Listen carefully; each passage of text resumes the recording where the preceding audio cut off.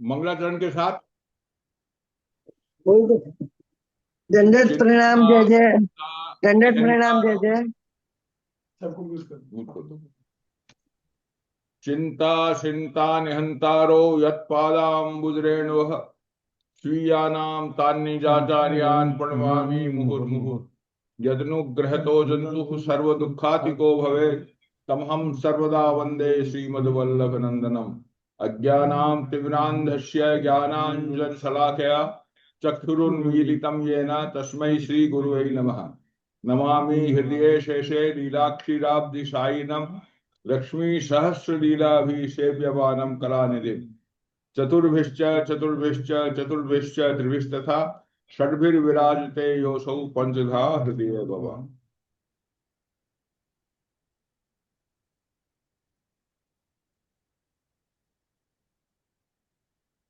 श्री परम पूजनीय मिलन कुमार जी को दंडवत करते हुए और सब वैष्णवों को सादर जय श्री कृष्ण।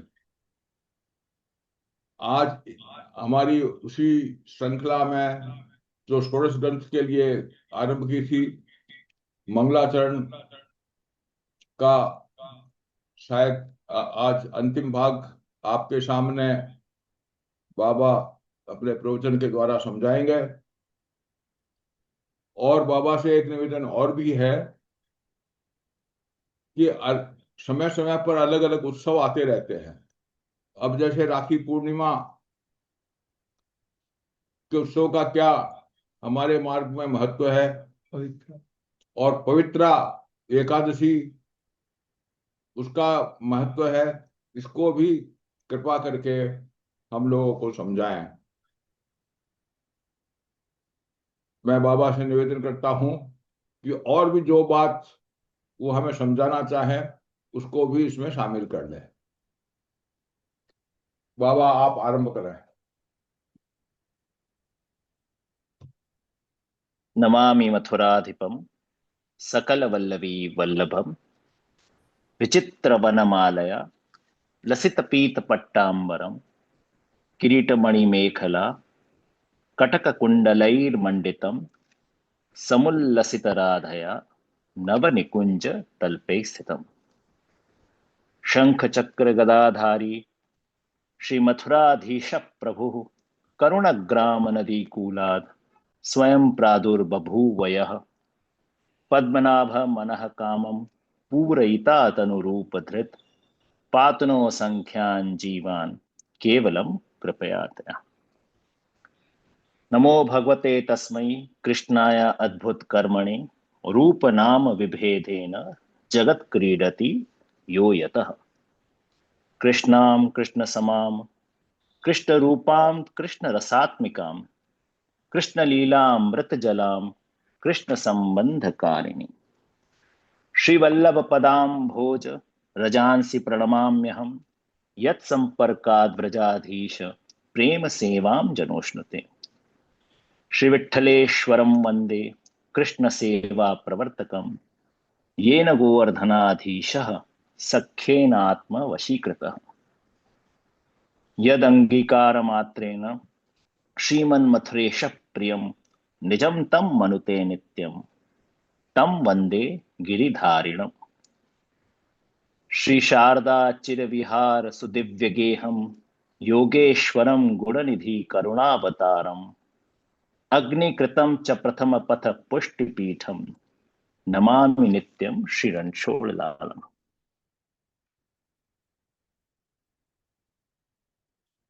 मंगलाचरण के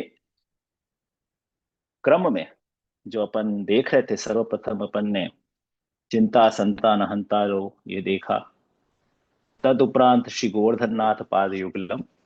अब 6 मंगलाचरणों में से ये तृतीय मंगलाचरण अपन अवलोकन कर रहे हैं, जो प्रभु के जो स्वरूप का वर्णन करता है। बरहा पीडम नटवर वपु कर्णयो कर्णिकारो। पिछली बार अपन ये ठकुरानी तीज श्री यमुनाष्टक के प्रादुर्भाव दिवस के दिन यह देख रहे थे।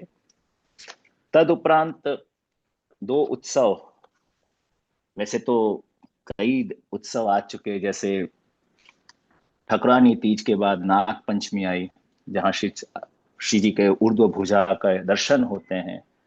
फिर उसके उपरांत बगीचा आया, जो छठ का बगीचा है, जो चौक में होता है ठाकुर जी के। फिर नौम का जब बगीचा, जहां मेरा जन्मदिन आता है, तब ठाकुर जी बगीचा में पधारते हैं वहां। और सब क्रम होता है, दो प्रकार के बगीचा, एक तो घर में बगीचा, एक बाहर पधार के जो बगीचा है वहां पधारते हैं ठाकुर जी। उसके बाद जो पुष्टि मार्ग का मुख्य दिन जो है वो प्रागट्य उत्सव आता है। और प्रागट्य उत्सव के क्रम में श्री गोपीनाथ जी ने बहुत सुंदर भावना लिखी है, जो अपन विज्ञप्ति कहते हैं, ठाकुर जी के सन्मुख बोली भी जाती है, श्री गोपीनाथ जी कृत है। वो 4 श्लोक की है। वो ये है कि या कृता वार्षिकी सेवा सा मूल फलदा मता प्रत्यहम प्रतिहम सूत्र रूपेण सैकी भूता अनुभावनात् पवित्रम तद ज्ञापकम ही प्रेषितम हरिणा ततः अतः तद आरोपणम तु कृष्णे सन्मतम सदा तद आरोपाद भक्ति भावा मूले सर्वे समर्पिता त्वत्प्रेषितम पवित्रम ही मूल सेवा फलात्मकम समर्पयामि तत्प्रीतः कृपयांगिकुरु प्रभु तत्समर्पणतो भाव सेवया फलारूपता। इसका अर्थ यह कि हे प्रभु, क्योंकि जो मेरे द्वारा की गई, ये जो मैंने पवित्र जो सिद्ध किया है, वो वर्ष भर की सेवा है।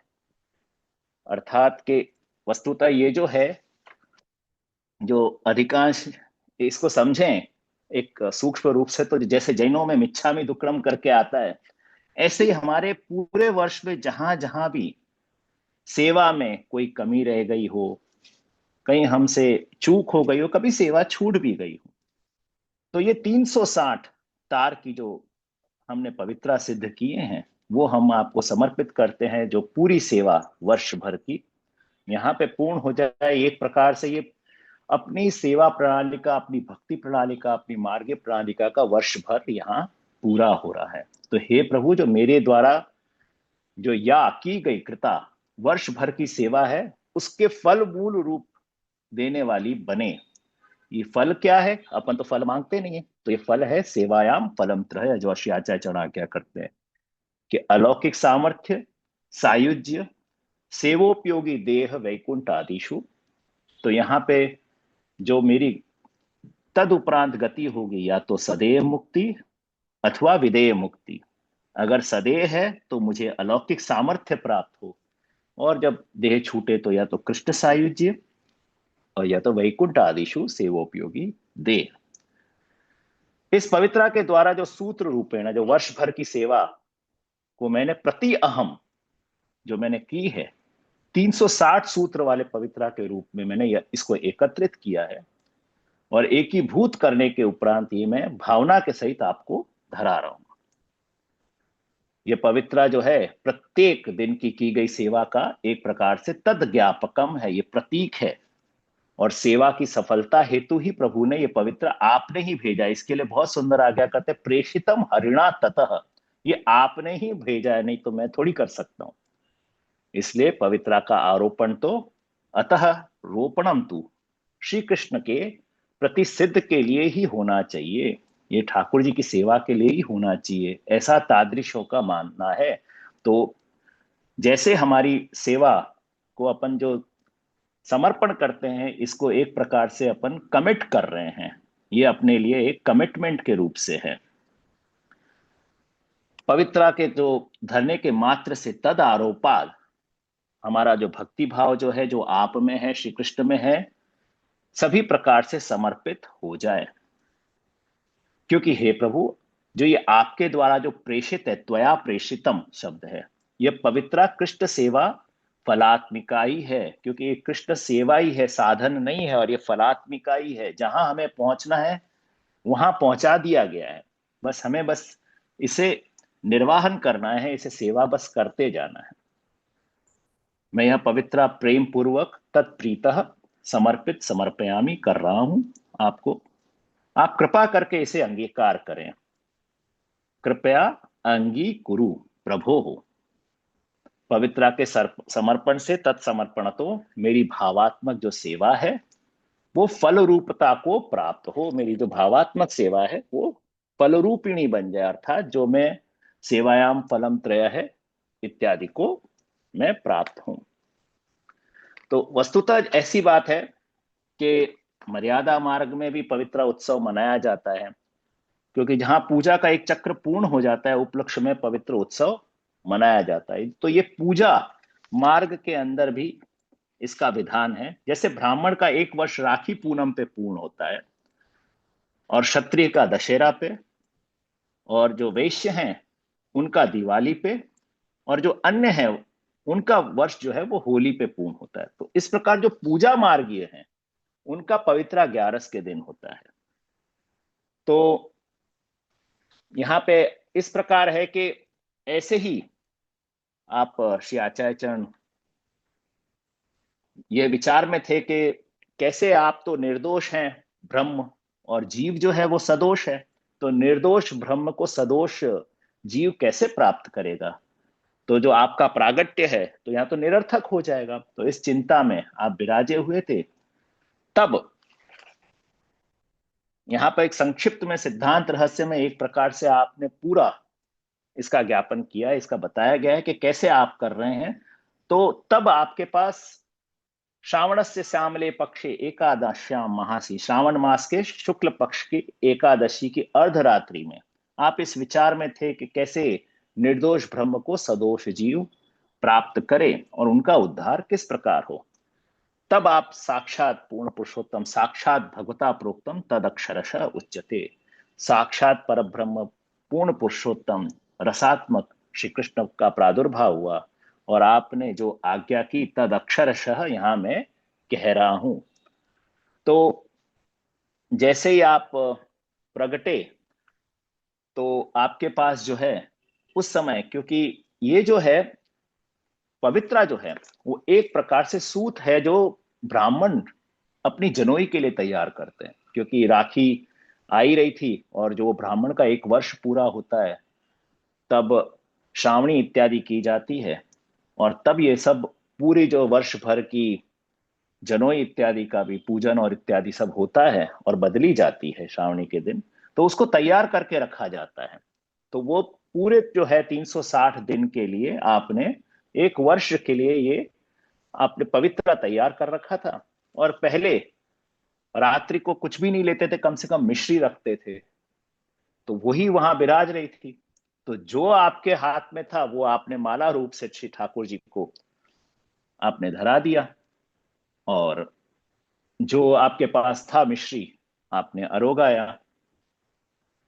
तो तब आपने जो आज्ञा करी ठाकुर जी ने पवित्रा धराने के उपरांत, वो आज्ञा जो है वो आपने सिद्धांत रहस्य में प्रकट कर रहे हैं कि ब्रह्म संबंध करना, क्योंकि यही पुष्टि मार्ग का प्रादुर्भाव दिवस है। क्योंकि यहाँ पे गुरु रूपेण स्वयं कृष्ण अपने आचार्य को आज्ञा कर रहे हैं कि आप ब्रह्म संबंध दो, यानी ब्रह्म अर्थात पर ब्रह्म मुझसे संबंध कराओ।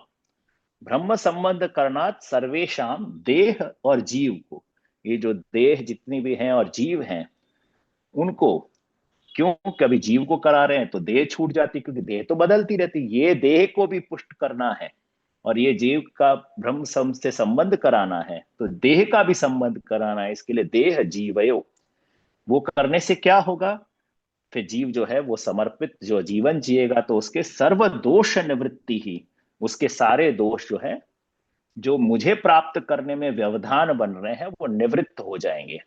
और वो दोष कितने प्रकार के हैं? दोषा पंच विधा स्मृता, वो 5 प्रकार के दोष हैं। एकदम संक्षिप्त में समझा रहा हूं, इसमें टीका नहीं ले रहा हूं। तो इस प्रकार जो है श्री आचार्य को ठाकुर जी ने आज्ञा की कि 5 प्रकार के दोष हैं जो मुझे प्राप्त करने में जीव को व्यवधान बनते हैं। एक तो है सहज दोष, क्योंकि मनुष्य देह लिया है और मनुष्य देह लेने के कारण अपने अंदर काफी लिमिटेशन आ जाती है, और वो लिमिटेशन के कारण हम परब्रह्म की प्राप्ति नहीं कर सकते, तो वो सहज दोष कहलाता है। फिर सहजादेश, एक तो देशज दोष है, जैसे समझें कि ब्रज भक्तों के लिए भी, जैसे अपन वेणु गीत में देख रहे हैं कि वो तो ब्रज में थे और ठाकुर जी वन में थे, तो जो देशज दोष आ रहा है, वो जो देशज दोष आ रहा है उसको भी जो है वो व्यवधान यहाँ पे कर रहे हैं। तो व्यवधान करने से वो दोष भी निवृत्त हो जाएगा अगर अपन समर्पित जीवन जिए ब्रह्म संबंध उपरांत। सहजादेश कालोक्ता, कली काल है काल, और कली काल भी भगवत प्राप्ति में बाधक है। तो ये तीसरा दोष है जो लोक और वेद में निरूपित है। ये 5 प्रकार के दोष अपने लौकिक में भी ये दोष आते हैं और जो वैदिक में भी इसका निरूपण है।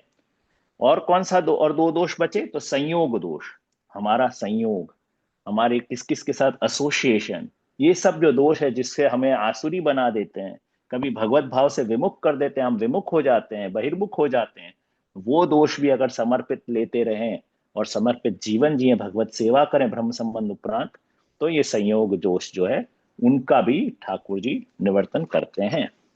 फिर स्पर्श दोष, तो स्पर्श दोष क्या, स्पर्श और अस्पृश्य है, उसके कारण भी हमें भगवत प्राप्ति के अंदर व्यवधान होता है। तो न मंतव्य कथन, मैं इन 5 दोषों को नहीं गिनूंगा, अन्यथा सर्वदोषानाम न निवृत्ति कथंचन, अन्यथा ये सारे 5 प्रकार के दोष कभी भी निवृत्त नहीं हो सकते हैं।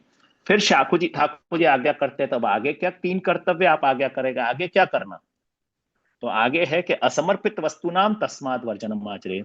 3 कर्तव्य यहाँ पे आज्ञा कर रहे हैं चौथे और 5वें श्लोक में, कि आत्मनिवेदी जीव के 3 मुख्य कर्तव्य हैं कि असमर्पित वस्तु का त्याग, समर्पित वस्तु का उपभोग और अर्धभुक्त वस्तु का असमर्पण। ये 3 बातों को ध्यान रखना चाहिए। असमर्पित वस्तु नाम तस्मात् वर्जनम आचरे, कि असमर्पित वस्तु का वर्जन करना चाहिए। वापस पुनः मैं कहूंगा कि निवेदन मन की क्रिया है, कोई भी वस्तु है जब हम ठाकुर जी को इंट्रोड्यूस करते हैं तो हम निवेदित करते हैं। फिर उसके बाद में जो है समर्पण जो है वो बुद्धि की क्रिया है, कि उसको कैसे प्रभु तक पहुंचाया जाए, कि प्रभु के लायक वस्तु है कि नहीं है, और उस प्रकार से प्रभु को समर्पण करना चाहिए, वो बुद्धि की क्रिया है। और तद उपरांत जो है विनियोग जो है वो देह की क्रिया है, कि कैसे कुछ वस्तु जो प्रभु को वास्तव में धरी जा सकती है, अंगीकार कराई जा सकती है, उसे वास्तव में अंगीकार करना चाहिए। तो इसी प्रकार निवेद भी समर्पैव, जो निवेदन किया है उसका समर्पण पूर्ण करना चाहिए। सर्वम कुर्यात् इति स्थिति, पुनः मैं कहूंगा यहाँ समर्पण पे जोर है, न कि प्रसाद पे, न कि भोग का उपभोग करने में। यहाँ पे सबसे पहला अपना जीव का कर्तव्य, हर चीज मन और बुद्धि के द्वारा प्रभु में लगाएं, यह सबसे पहली आज्ञा। निवेद भी समर्पैव सर्वम कुर्यात् इति स्थिति, न मतम देव देवस्य सामी भुक्तम समर्पण, ये देव के भी देव हैं, उनको कभी भी अर्धभुक्त वस्तु आधी अपन ने ले ली पहले और फिर उसके बाद ठाकुर जी को धर रहे हैं, ये दोष कभी नहीं करना चाहिए। इसी प्रकार आज्ञा करें तस्माद आदौ, पहले से ही, सर्व कार्य सर्व वस्तु समर्पणम, सारे हमारे जो कार्य हैं, हमारी सारी वस्तुएं हैं, वो भगवत समर्पण करना चाहिए। पुनः मैं कहूंगा कि ये ठाकुर जी को भोग और अंगीकार और ठाकुर जी तक पहुंचाने की भी आवश्यकता नहीं। कोई वस्तु होती है जैसे चश्मा इत्यादि भी, वो समर्पित होती है, अर्थात ये जब नया चश्मा हम धरते हैं तो प्रभु के उससे दर्शन कर लें तो भी समर्पण ही है। और यही प्रकार का जीवन हमें जीना चाहिए, ये आचार्य की आज्ञा। और जो फिर वस्तु प्रभु के लायक है, प्रभु को धरा सकते हैं हम, उनको धराना चाहिए, विनियोग करना चाहिए। अब आगे आज्ञा कर रहे कि दत्ता अपहार वचनम तथा च सकलम हरे। दत्त अपहार यानी जो दी हुई वस्तु को वापस छीन लेना, वापस ले लेना, ये जो है वो पूजा मार्ग की पद्धति है, कि जहां दान होता है, क्योंकि अपना सिद्धांत जो है वो समर्पण का है, अर्थात सत्ता हमारे पास ही रहेगी, हम प्रभु को विनियोग कराएंगे, भोग कराएंगे, तदुपरांत ही उपभोग करेंगे। तो वो दत्त अपहार है, वो वचन जो है वो पूजा मार्ग, मर्यादा मार्ग में लगता है, अपने को नहीं लगता, क्योंकि अपन समर्पित जीवन जी रहे हैं। दत्त मतलब दे देना, दान कर देना, और अपहार यानी उसको वापस छीनना, वापस लेना, उसका दोष लगता है, वो अपने मार्ग में नहीं होता, क्योंकि अपन समर्पित सेवा करते हैं। तो दत्तापहार वचनम तथा च सकलम हरे, न ग्राह्यम इति वाक्यमी भिन्न मार्गम परम। तो आचार्य ये करे कि न लेना ठाकुर जी को दे के, वो भिन्न मार्ग में है, अपने मार्ग में। तो समर्पण का सिद्धांत है, दान का नहीं है, दान और भेंट का नहीं है। सेवा का नाम यथा लोके व्यवहार प्रसिद्धि, जैसे सेवक अपने स्वामी की सेवा करता है, जैसे लोक में बहुत प्रसिद्ध है ये बात, ऐसे ही हमें व्यवहार करना चाहिए। तथा कार्य समर्पयिव सर्वेशम ब्रह्मता, तथा ऐसे करने पे आपके सारे कार्य, सारी वस्तुएं, आपकी सारी क्रियाएं वो ब्रह्मता को प्राप्त हो जाएगी, भगवदीय बन जाएगी, ब्रह्मात्मक बन जाएगी, शुद्ध हो जाएगी, परम तत्व तक पहुंचेगी। अब आखिरी में आप आज्ञा करते, गंगात्वम सर्वदोषाणाम गुण दोषादि वर्णना गंगात्वेन निरूप्यास्याद तद्वत अत्रापि चैव। जिस प्रकार गटर भी अगर गंगा जी में फूटे तो गंगत्व हो जाती है, ऐसे हमारे लौकिक कार्य भी अगर हीन भी है, निम्न भी है, पर क्योंकि हम प्रभु को समर्पित करते हैं, तो जैसे गटर गंगा जी में फूट रही है, ऐसे ही हमारे कार्य भी भगवत समर्पित होने के कारण वो ब्रह्मता को प्राप्त होते हैं। उसी प्रकार हमें अपना दैनिक जीवन जीना चाहिए और भगवत सेवा करनी चाहिए। भगवत आज्ञा जो है वो आपने श्रावण मास के शुक्ल पक्ष की एकादशी में, महानिशी में आपने आज्ञा करी। तो ये पवित्रा का अपने आप में महात्म्य है कि पुष्टि मार्ग प्रादुर्भाव दिवस है, और दूसरे दिन दामोदर दास हरसानी वास हुए थे, पर सुनो पर समझो नहीं। इस प्रकार जो सेवक के भाव से, दास्य भाव से आपने भी श्री महाप्रभु जी को पवित्रा धराया, तो वही भाव से हम अपने लिए गुरु पूर्णिमा से भी बड़ी जो है अपने आप पुष्टि मार्ग गुरु पूर्णिमा है, वो पवित्रा द्वादशी है। पवित्रा एकादशी गुरु रूपेण श्री ठाकुर जी ने आज्ञा करी, और पवित्रा द्वादशी अपन गुरु को पवित्रा धराते हैं। ये पवित्रा का क्रम है। उसके उपरांत कंटोला 13 आता है, जहाँ ठाकुर जी जो श्रीनाथ जी भैंसा पे विराज के टोन के घने में जाकर कंटोला आरोग्य और इत्यादि जो प्रसंग आता है। तद उपरांत राखी, जो मैंने कही कि ये राखी मुख्यतः तो ब्राह्मण का 1 वर्ष पूरा होने का है, और लोक प्रसिद्ध भी ऐसा हो गया है कि जैसे भाई बहन को राखी बांध रहा है, तो ये तो आजकल की है। पहले तो है वो प्रकार इस प्रकार था कि जो ब्राह्मण क्षत्रिय को बांधता था, और सबसे पहला जो प्रसंग जो ये राखी का आ रहा है वो तो इंद्राणी ने इंद्र को बांधा था। ये प्रसंग जो है वो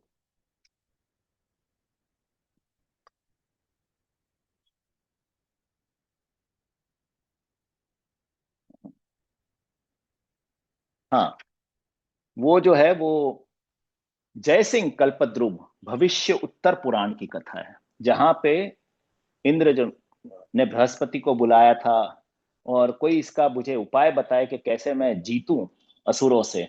तो ये जो पूर्णिमा मासी को भी उन्होंने कहा कि इंद्राणी के द्वारा आप जो है आप एक पोटली बंधवा लीजिए, रक्षा बंधवा लीजिए। तो पत्नी ने सर्वप्रथम अपने पति को बांधा है, ये रक्षा बंधन है।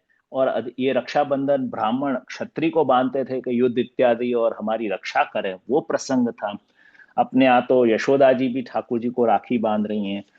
और विज्ञप्ति जो है गोपीनाथ जी की वो भी बहुत सुंदर है।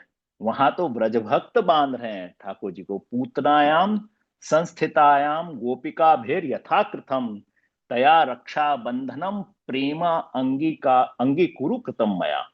ये अब विज्ञप्ति अपने को सेवा में बोलनी चाहिए, जो श्री गोपीनाथ जी की जो है, अर्थात ठाकुर जी के सामने इनका निवेदन करना चाहिए कि पूतनाया संस्थितायाम, श्रीमद भागवत जी के 10वें स्कंद के 6ठे अध्याय में 22 से 29 श्लोक में जो है श्रीमद भागवत जी के, जहां पे ब्रज भक्तों ने कैसे नजर उतारी ठाकुर जी के, और आपने पूतना का उद्धार किया, उसके बाद स्नेह भाव से रक्षा के लिए नजर उतारी गई।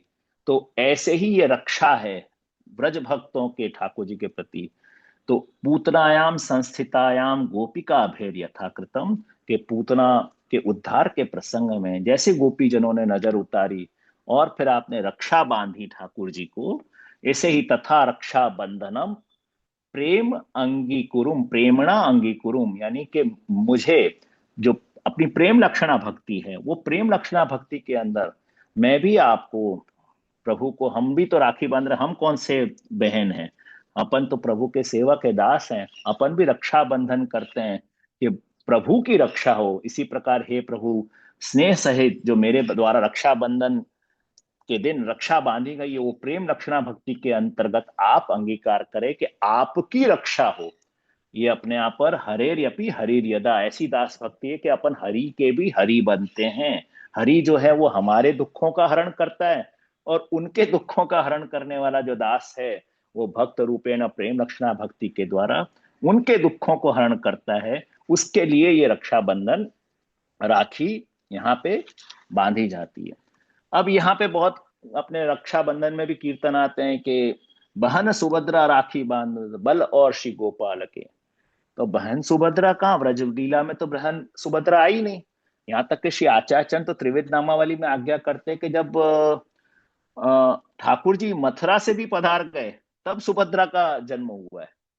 तो सुभद्रा तो ठाकुर जी मथुरा से पधार गए उसके बाद जन्मी है।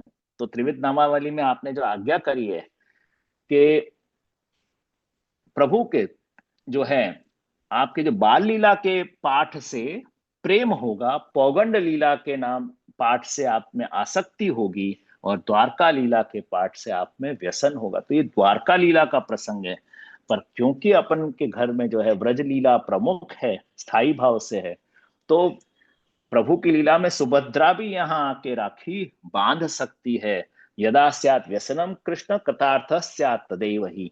पर प्रभु की जो है, हमारे तो ब्रज लीला के प्रति जो स्थाई भाव है, पर प्रभु की सर्वग्र प्रभु की लीला का जो है अपन स्मरण करते हुए यहाँ पर प्रेम आसक्ति और व्यसन तो तभी सिद्ध होगा जब लीलात्मक अपने द्वारका लीला भी सिद्ध हो जाए। तो ये द्वारका लीला का भी प्रसंग है। कई कई क्वचित आता भी है कि सुभद्रा जी भावनात्मक ब्रज में पधारी, वो सब अन्य कथा है, पर मुख्य ये द्वारका लीला का प्रसंग है। तो ये पूर्णता से अपने आप एक कृष्ण स्वीकारे गए हैं, और यहाँ पर उस प्रकार से बहन सुभद्रा राखी बांधत। तो ये हुआ पवित्र और रक्षाबंधन। यहाँ पर अपन ने प्रारंभ किया था जब ठकुरानी तीज थी, और आज जो है यहाँ पर जो अपन पवित्रा तक भी आए, पवित्रा के बाद राखी कल गई, और पवित्रा के दिन मधुराष्टक का प्रादुर्भाव दिवस है। तो ऐसे सुंदर उत्सव अपने आप पर, ये प्रमुख उत्सव के दिन है श्रावण मास में भी। और इस प्रकार से अब तो प्रभु का प्रादुर्भाव भी होगा, अब जन्माष्टमी आएगी, और अपने आप पुनः ठाकुर जी का जन्म भी है और जन्मदिन भी है। पहले जन्म है, जन्मदिन है, जन्माष्टमी प्रभु का जन्मदिन है, इसके लिए प्रभु को अपन तिलक इत्यादि करते हैं। और पुनः रात को 12 बजे अपने घर में, हर पुष्टि जीव के घर में ठाकुर जी वापस पधारते हैं, और वापस नंद उत्सव होता है। और अपने यहाँ पे व्रज लीला का जो साल भर की क्रम है सेवा क्रम के अंदर, वो जन्माष्टमी से चालू होती है। इसके लिए सेवा प्रणाली का भी जन्माष्टमी से ही प्रारंभ होती है। अब पुनः जो अपन, तो क्योंकि जन्म प्रकरण के 4 अध्याय हैं, और फिर तामस प्रमेय प्रकरण के अंदर जो बाल लीला है तो श्रीमद गोकुल की, वो जो है उसके 7 अध्याय हैं, और 4 और 7 अब अपन जो हैं तामस प्रमेय प्रकरण में है। पहले प्रमाण प्रकरण, तामस प्रमाण प्रकरण जो है वो बाल लीला का है, और तामस प्रमेय प्रकरण जो है वो आसक्ति लीला जो है, जहां आसक्ति प्रभु जो है सिद्ध करवाते हैं भक्तों के अंदर। तो यहाँ पर जो है उसके अंतर्गत जो 7वां है धर्मी स्वरूप है, वो जो है अपना वेणुगीत है। और वेणुगीत का भी जो ये जो श्लोक जो है वो इतना प्रधान है कि अपने मंगलाचरण के अंतर्गत इसका अब स्थान है। अब वो क्यों है वो अपन सुबोधनी जी के द्वारा आगे अपन यहाँ पर देखते हैं। अब सुबोधनी जी में आज्ञा कर रहे हैं श्री आचार्य, जो अपन पहले तो 3 प्रकार की सुधा देख चुके, देव भोग्या, भगवत भोग्या और सर्व अभोग्या सुधा। उसके उपरांत अपन सुबोधनी जी आगे लेते हैं। तत्र हेतुर्लोभात्मके अधरे स्थापिता तस्याः साक्षाद अनुभवो न उच्चिष्टेन संभवति। आनंद एव सा प्रगटा द्रवीभूता ब्रह्मानंद अपि अधिका आनंद सारभूता सा न कथंचित साधनताम आपद्यते। तो हेतुर्लोभात्मक, यानी कि जो प्रभु की जो सुधा है, यहाँ सुधा का वर्णन हो रहा है, और वो सुधा इसके लिए सुधा कही जाती कि प्रभु के लोभात्मक अधर पर है, अर्थात जो नीचे के ओष्ठ हैं उसे अधर कहा जाता है, और उनसे श्रीमद् भागवत जी में है कि लोभ उत्पन्न हुआ है और प्रभु वहां से लोभी हैं, और ऊपर के ओष्ठ से लज्जा उत्पन्न हुई है। तो ये सुधा इसके लिए कही गई है कि प्रभु अपने लोभात्मक अधर में इसको स्थापित किए हुए हैं। तो ये सुधा सुधाओं सारी सुधाओं में उत्तम है, क्योंकि अपन जो लोभी व्यक्ति अपनी सबसे संचित की हुई संपत्ति दे दे तो वो सर्वोत्तम होती है। तो ये प्रभु का जो रसोवैश स्वरूप का जो है, वो जो लोभात्मक हृदय में अधर में रहा हुआ वो सुधा है, इसके लिए सर्वोत्तम है, सर्वोत्कृष्ट सुधा है। और इसका अनुभव उच्चिष्ट से मुख द्वारा नहीं हो सकता, इसे कर्ण द्वारा ही पान होता है। और ये सुधा कर्ण द्वारा पहले हृदय में पहुंचकर ये सर्वेंद्रियों में प्रसार करती है, फैलती है, और तब हमें और वहां व्रज भक्तों को वो भगवदीय बना देती है। और वो द्रवीभूता सुधा, क्योंकि ये ब्रह्मानंद के जो घनीभूत स्वरूप है, जैसे अपन घनीभूत को सॉलिड कहेंगे, द्रवीभूत को लिक्विड कहेंगे, तो वो घनीभूत के जो स्वरूप है उनका द्रवीभूत स्वरूप ये सुधा है। और वो ब्रह्मानंद से भी अधिक आनंद रूप है और आनंद की सारभूत है, परमानंद स्वरूप है। इसी प्रकार वह स्वतः ही साधन रूपा यहाँ पर है। तो न कथनचित साधनता आपद्यते, यानी किसी भी साधन से ये प्राप्त साधन रूप नहीं होती है, साधन से प्राप्त नहीं होती, भगवत कृपा से ही यहाँ पर ये प्राप्त होती है। अतः नाद ब्रह्मणि ताम योजयितुम नाद उत्पत्ति स्थाने वेणोः तत्रापि तद रंध्रेषु अमूर्तत्वात् पूरिता नहीं साक्षात वेणुं स्पृशति वेणुः इति असमासाद वेणु मध्ये भी न सा न। अतः प्रभु जो है वो ये नाद ब्रह्म एक प्रकार से प्रभु ने उसको पैकेज करके अपनी अधर सुधा से अपने रस को रसोवेश स्वरूप ने वेणु के द्वारा भेजा, पर उसको ऐसे पैक किया कि वो वेणु को भी नहीं स्पर्श कर रही है और सीधा कर्ण के द्वारा भक्तों के हृदय के अंदर प्रविष्ट कर रही है। तो ये अमूर्त है और नाद ब्रह्म में मिलाने के कारण, क्योंकि ये नाद ब्रह्म से उसको रैप किया गया है, मिलाया गया है सिर्फ, और नाद को उत्पन्न करने वाले वेणु को भी ये स्पर्श नहीं करती है सुधा। और प्रभु ने वेणु में भरा तो सही, पर उसे स्पर्श नहीं किए हुए भी ये नाद के साथ मिलकर सीधे भक्तों के कर्ण के अंदर प्रवेश करती है, ऐसा यहाँ पर प्रकार है। तथा कर्ण द्वारा हृदय प्रविष्टा वर्णनया मुखे समागच्छन्ति मुखपि कर्ण द्वारा हृदय प्रविष्ट वर्णनया मुखे समागच्छन्ति मुखेपि सर्वभोग्य योग्यम करोति। क्योंकि इसके प्रवेश के कारण ही गोपी जन जो है यहाँ पर निष्काम हो गई, जैसे हृदय में पधारा, और भगवत गुणगान करने में समर्थ हुई, क्योंकि साक्षात प्रभु ही अंदर नाद रूप से पधारे हैं। और वर्णन करने के समय जो सुधा फिर जब वर्णन करने लगी तो यही सुधा जो है वो भक्तों के मुख में आकर मुख्य को भी भोग्य योग, प्रभु के भोग्य योग बना देती हैं। अब यहां पर जो है आज्ञा करते यावज रस पूरेण सो न अंतः सोपि अंशो न अंत प्रविशति तावदपि साक्षात तद भोग्य योग्यता न भवति। जब तक ये जो है वो रस अंतर प्रवेश न हो जाए कर्ण द्वारा, अपन इसी के लिए ये मंगलाचरण है, कर्ण द्वारा ये क्यों अंदर प्रवेश करे, क्योंकि साक्षात प्रभु प्रवेश करते हैं, और प्रवेश करने के उपरांत वो जब अंश जब भीतर जाता है तब जो है भोग की साक्षात योग्यता होती है। जब तक ये पूरे रूप से नहीं जाए, अंशतया जाएंगे तो ये साक्षात इसकी योग्यता नहीं होगी। तो संपूर्ण जब नाद है वो जब अंत प्रविष्ट होता है तभी भोग्य की योग्यता होती है।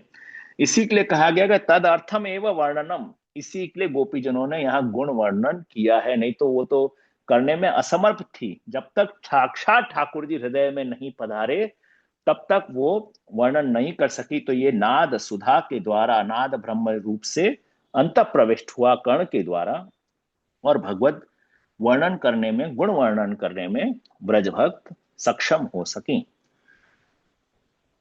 तद रस प्रवेश निरोध, तो इस प्रकार रस के प्रवेश होने से ब्रज भक्तों के अंदर यहाँ पर निरोध सिद्ध होता है। अब यहाँ पर बहुत सुंदर है, क्योंकि इससे प्रकार पहले कौन सा निरोध हुआ? तो पहले जो है बाल लीला में जो सप्त अध्याय है तामस प्रमाण प्रकरण के अंतर्गत आपने जो है वो प्रेम निरोध किया है। और अब ये तामस प्रमेय प्रकरण के अंदर आप यहाँ पर आसक्ति निरोध कर रहे हैं, क्योंकि प्रेम जो है वो आसक्ति का उत्तर भाव है। अब यहाँ कैसे प्रेम? क्योंकि सर्वप्रथम तो प्रेम सिद्ध हो गया, तो कैसे निरोध में भेद है? तो एक को प्रेम और आसक्ति को समझना होगा। प्रेम गुणों से होता है और आसक्ति स्वरूपस्थ है। जैसे कोई अच्छा वादन करता है, कोई अच्छा गाता है और आप उससे प्रेम करते हैं, उसको चाहते हैं, तो वो कोई कारण से चाहते हैं। इसके अधिकांश लौकिक में देखा गया है, तो वो प्रेम कुछ ना कुछ उस व्यक्ति के प्रतिकार से होता है कि वो ऐसा करे तो ही प्रेम होगा, नहीं तो प्रेम समाप्त हो जाएगा। पर यहाँ ब्रजभक्तों को प्रेम नहीं, यहाँ पर जो है वराह पीडम स्वरूप से यहाँ आसक्ति निरोध हो गई है। और आसक्ति जो है वो स्वरूपस्थ है।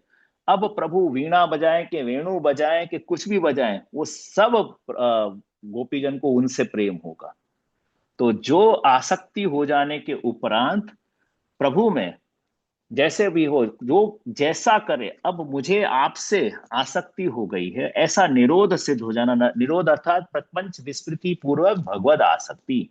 प्रपंच की जब भी वेणुनाथ का श्रवण करते हैं, प्रपंच की विस्मृति हो जाती है और प्रभु में आसक्ति सिद्ध हो जाती है, जैसे एक बटन की तरह है। तो लौकिक जो है प्रपंच दूर हो जाता है और प्रभु में आसक्ति यहाँ पर सिद्ध हो जाती है। और आसक्ति में जो प्रभु जैसा करें, अब प्रभु में आसक्त जीव है, वहां पे प्रभु के गुण, यानी यहाँ इसी के तो कहा जाता है कि क्यों प्रभु से हमें कोई अपेक्षा नहीं रहती, कुछ मांगना नहीं, कुछ नहीं। क्यों? अब जैसा करे प्रभु, अगर आसक्ति सिद्ध हो गई है तो जैसा प्रभु करें, जो करें वो सब हमारे लिए है। अर्थात जीव उसके बाद आसक्ति सिद्ध होने के बाद में अपने लिए वो कुछ भी नहीं मांगता, क्योंकि जो प्रभु करते हैं उसी से उसको प्रेम होता है, उनकी लीला से यहाँ प्रेम हो जाता है। तो यहाँ पर ये आज्ञा कर रहे हैं,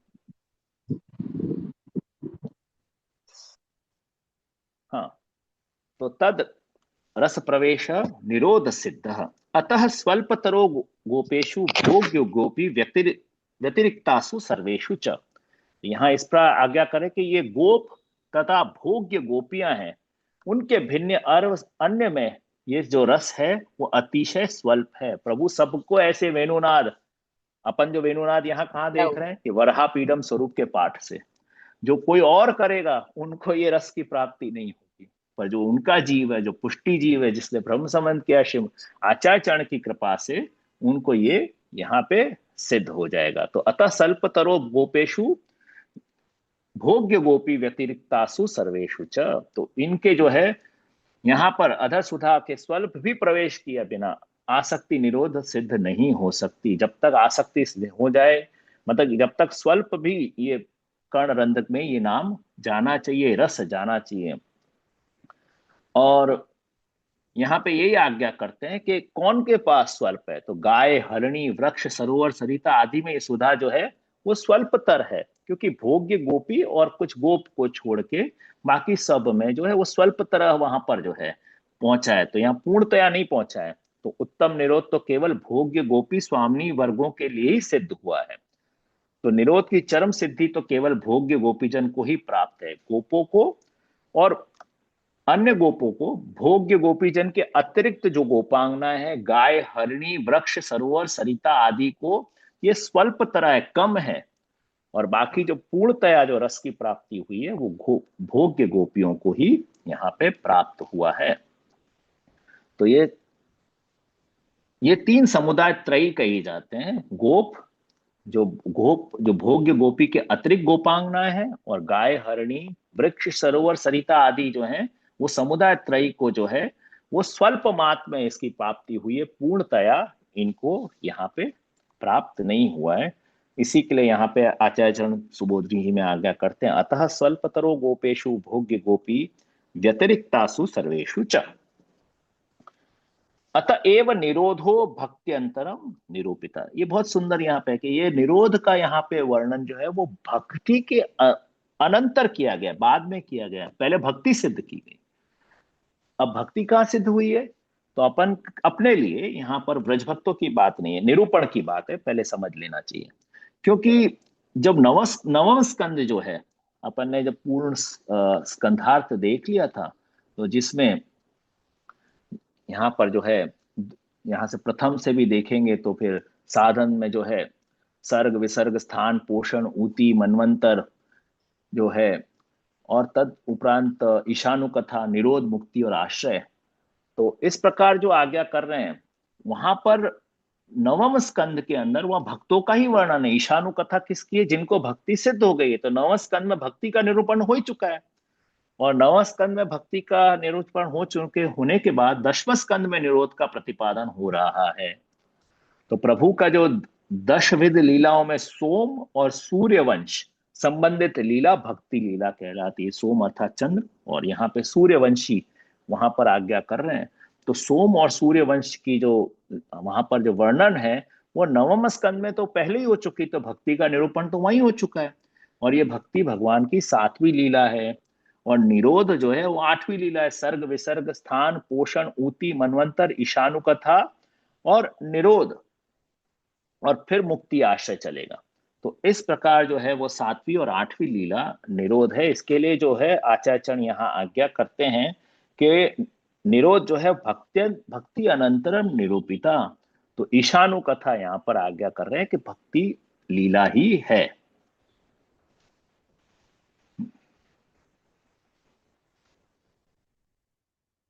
अब यहाँ पे आता है कि सृष्टि उत्पन्नाम भोग एतत् पर वसाई।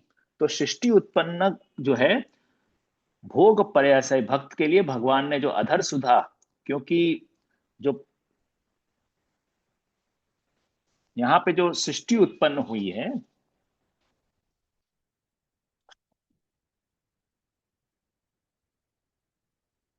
हाँ, तो यही कारण है कि जिससे जो निरोध है उसके पश्चात यहाँ निरूपण किया गया है। और सृष्टि लीला उत्पन्न जीवों को, यहाँ तक कि सृष्टि के प्रकार को उत्कृष्ट भोग जो प्राप्त हो रहा है, ये भोग की चरम अवधि है। तो यहाँ जो सुधा प्राप्ति हो रही है वो भोग की चरम अवधि है, वो भक्ति से भी बड़ा निरोध है, ये आप यहाँ आज्ञा कर रहे हैं। क्योंकि भक्त तो पहले नवम स्कंद में आज्ञा करिए, भक्ति रस भोग रूप पुरुषार्थ का पर्यवसान है। और यहाँ अधर सुधा भोग जो है सृष्टि उत्पन्ना नाम भोग एतत् पर्यावसाई। तो भक्त के लिए भगवद अधर सुधा का साक्षात भोग करना ही अंतिम फल है। जो प्रभु रसात्मक रूप से में अपने हृदय में पधार जाए, वही परम फल है। तो यहाँ पर सबसे बड़ा जो फल है निरोध ही परम फल है, यहाँ पे आज्ञा आप कर रहे हैं। नहीं तो ये सृष्टि निरर्थक हो जाएगी, अन्य सृष्टि व्यर्था से। क्योंकि अगर निरोध सिद्ध नहीं हो गया भक्ति के उपरांत, तो सृष्टि व्यर्थ हो जाएगी। पर यहाँ एक और है कि बाद में मुक्ति और आश्रय क्यों? तो यहाँ मुक्ति आश्रय बाद में इसके लिए है, उसका बहुत गहन वर्णन है। इतना ये बहुत ही संक्षिप्त में समझाने की कोशिश करूं तो अन्य जीव अर्थात मर्यादा मार्गीय जीवों के लिए तो जो निरोध है वो प्रभु पूर्णतया दान नहीं करते, जैसे स्वल्प तरह ही दान किया हुआ है। तो उनके लिए मुक्त होना संसार चक्र से और भगवद आश्रय प्राप्त करना परम फल होता है। पर जो प्रभु के जो है निज जीव हैं, उनके जीव हैं, लीला सृष्टि जीव हैं, उनके लिए तो यहीं पे परम फल की प्राप्ति हो गई। तो उसके उपरांत जो है प्रत्यापत्ति रूप जो आचार्यचरण यहाँ आज्ञा करते हैं कि ततो विमोचनम, विमोचनम यानी मुक्ति, स्वाश्रय प्रापणम स्व आश्रय प्राप्त करना, प्रापम आश्रय, क्योंकि इसके बाद में 11वां स्कंद जो मुक्ति लीला है और द्वादश लीला जो है वो आश्रय लीला है, उसका जो है वो स्थिति कर देते हैं। अन्यथा सृष्टि व्यर्था से, क्योंकि यह निरोध ही मिल गया तो फिर उसके बाद तो परम फल के बाद आगे की क्या जरूरत पड़ेगी? तो बोले नहीं, जरूरत है। वहां क्यों जरूरत है? क्योंकि फिर तो सृष्टि ही व्यर्थ हो जाएगी। तो निरोध लीला में प्राप्त होने के बाद तो उनके जीवों के लिए जो कि जिनको पूर्ण रस की प्राप्ति नहीं हुई है प्रभु की, उनके लिए तो फिर मुक्ति और आश्रय परम फल है। तो इनके लिए क्यों है? तो आज्ञा करते हैं कि जैसे पुरुषोत्तम सायुज्य रूप मुक्ति आप देते हैं, कि ऐसे जीवों को आप अपने अंत प्रविष्ट कर लेते हैं, उसको मुक्ति कही जा रही है। और फिर जब चाहे आपकी इच्छा हो तो वापस भार प्रकट करके आप पुनः उनके साथ क्रीड़ा और लीला करते हैं। तो इसके लिए और वापस अंत प्रविष्ट कर लेते हैं, तो ये मुक्ति भी हुआ और अपने अंदर वापस पुनः प्रवेशन कर देना वो आश्रय है। तो यहाँ पे विमोचनम लीला भी है, विशेष मोचन करना मतलब विशेष रूप से छुड़वाना पुष्ट, और यहाँ पर आश्रय लीला भी है। अक्षर ब्रह्मा आश्रय सायुज्य नहीं है, यहाँ पर पुरुषोत्तम सायुज्य रूप है। तो वहां पे ये पांच भौतिक देह, जो पांच जो देह से भी जो है निवृत्त नहीं होकर एक नूतन देह की भी प्राप्ति होती है। और तदुपरांत जो है उनको फिर भी, जैसे जो मुक्त हो जाते हैं उनको इंद्रिय इत्यादि नहीं होते, पर इनको अलौकिक इंद्रियों की भी प्राप्ति होती है जिससे भगवत रस का वो पान कर सकें। ये बहुत, वैसे देखा जाए तो ये गहन इसके अंदर विषय है, पर इसको संक्षिप्त में ही समझाने का प्रयास यहाँ कर रहा हूं। अब आगे आज्ञा करें। अयम ब्रह्मानंद भावे जाते तत्रापि आदि दैविक रूपे संपन्ने लक्ष्म्या एव मुख्यो रस भोग संभवती। तो लक्ष्मी की भांति, क्योंकि यहाँ पे लक्ष्मी कौन है? प्रभु की शक्ति है और अक्षर ब्रह्मात्मा का रूपा शक्ति है, तो ये ब्रह्मानंद का प्रतीक है। तो लक्ष्मी की भांति जो मुख्य रस का, जो ब्रह्मानंद ही भजनानंद का रस भोग सकते हैं, तो लक्ष्मी की भांति यह मुख्य रस भोग तब प्राप्त होता है जब ब्रह्मानंद से भी अधिक, क्योंकि ब्रह्मानंद तो लक्ष्मी का स्थान है, का भाव उद्बोध हो और तत्पश्चात वह पुनः आदिदेविक हो जावे, तब ये भोग जो है भाव की प्राप्ति होती है। तब तक मुख्य रस भोग की प्राप्ति नहीं होती। तो यहाँ आचार्य यही कहते हैं, इसी के लिए व्रज भक्तों के अंदर लक्ष्मी का अंश पहले पधारा, वो पहले ब्रह्मानंद को प्राप्त हुई, फिर भजनानंद को यहाँ पे प्राप्त हो रही हैं। तो यहाँ आज्ञा करते हैं कि तद अंश, तद जो है अंशन जो है, अंश जो है वो क्रम से दे रहे हैं आप, क्योंकि सबसे पहले आप जो है वो ब्रह्मानंद की प्राप्ति करा रहे हैं, लक्ष्मी एवं इसके लिए ब्रज भक्तों को भी लक्ष्मी का अंश पधरा रहे हैं, और तद उपरांत जो है वो ब्रह्मानंद की प्राप्तियां हो रही है। तो यहाँ आज्ञा करते हैं अतः निरोधो महाफल, इसी के लिए निरोध जो है, निरोध महाफल है, निरोध से बड़ा कोई भी बड़ा फल यहाँ नहीं है। अपने पुष्टि भक्तों के लिए, ब्रज भक्तों के लिए जो है वो निरोध महाफल है। यहाँ से आचार्य आज्ञा कर रहे हैं। अब आगे आज्ञा कर रहे हैं कि अतः अत्र शुकोपि मुख्यतया स्त्रिय एवं वर्णयंती, इसी के लिए शुक भी यहाँ पे स्त्री का जो वर्णन जो है, जो इनका जो ब्रज भक्तों ने जो ये वेणुनाथ का वर्णन किया, ये धर्मी स्वरूप प्रकरण के अंदर ये अंत में ले रहे हैं, क्योंकि तामस प्रमेय प्रकरण के अंदर जो 7वां अध्याय है वो जो है वो वेणुगीत का है, और उस अध्याय के अंदर ये प्रकरण में शुक भी इसे अंत में ले रहे हैं, क्योंकि भक्ति के उपरांत ही निरोध है। इस प्रकार से अब आगे आगे आगे कर रहे हैं कि भगवत भावो भगवत भोग अनंतरम एवं भगवान भोग्यो भवति। बहुत ही गूढ़ बात है कि, और इसे एकदम पचाना वापस, मैं बार बार यही कहूंगा कि बहुत ही कठिन है, क्योंकि पिछली बार भी जो मैंने जो कहा था वो श्रीमद प्रभुचरण की वाणी है और श्रृंगार रस मंडन के अंदर है कि प्रार्थे रसिका स्वैरम पश्यन्ति इदम अहर्निशम एतद रस अनभिज्ञस्तु माद्राक्षीदपि वैष्णव। तो प्रार्थे यानी कि मैं प्रार्थना करके कह रहा हूं कि आप जो है कि रसिका स्वैरम, आप रसिक हैं, स्वैरम यानी स्वतंत्र हैं, तो आप ऐसे ग्रंथों को, ऐसे रस ग्रंथों का अवलोकन पश्यन्ति इदम अहर्निशम, अहर्निश करना चाहिए, रात दिन करना चाहिए, पर एतद रस अनभिज्ञस्तु, आप अगर इस रस को अनभिज्ञ हैं, इस रस को समझने से, तो माँ द्राक्षीदपि, इसे मत देखो आप, हे वैष्णव इसे मत देखो। तो इस प्रकार वह पुनः कह रहा हूं कि ऐसे जो रस को जो है, ऐसे भाव को समझना अति कठिन है।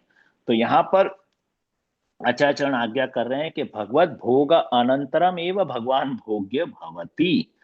तो यहाँ जो है इस लीला में प्रथम भगवान भोक्ता बनते हैं, क्योंकि प्रभु ही तो भोक्ता ही हैं, पर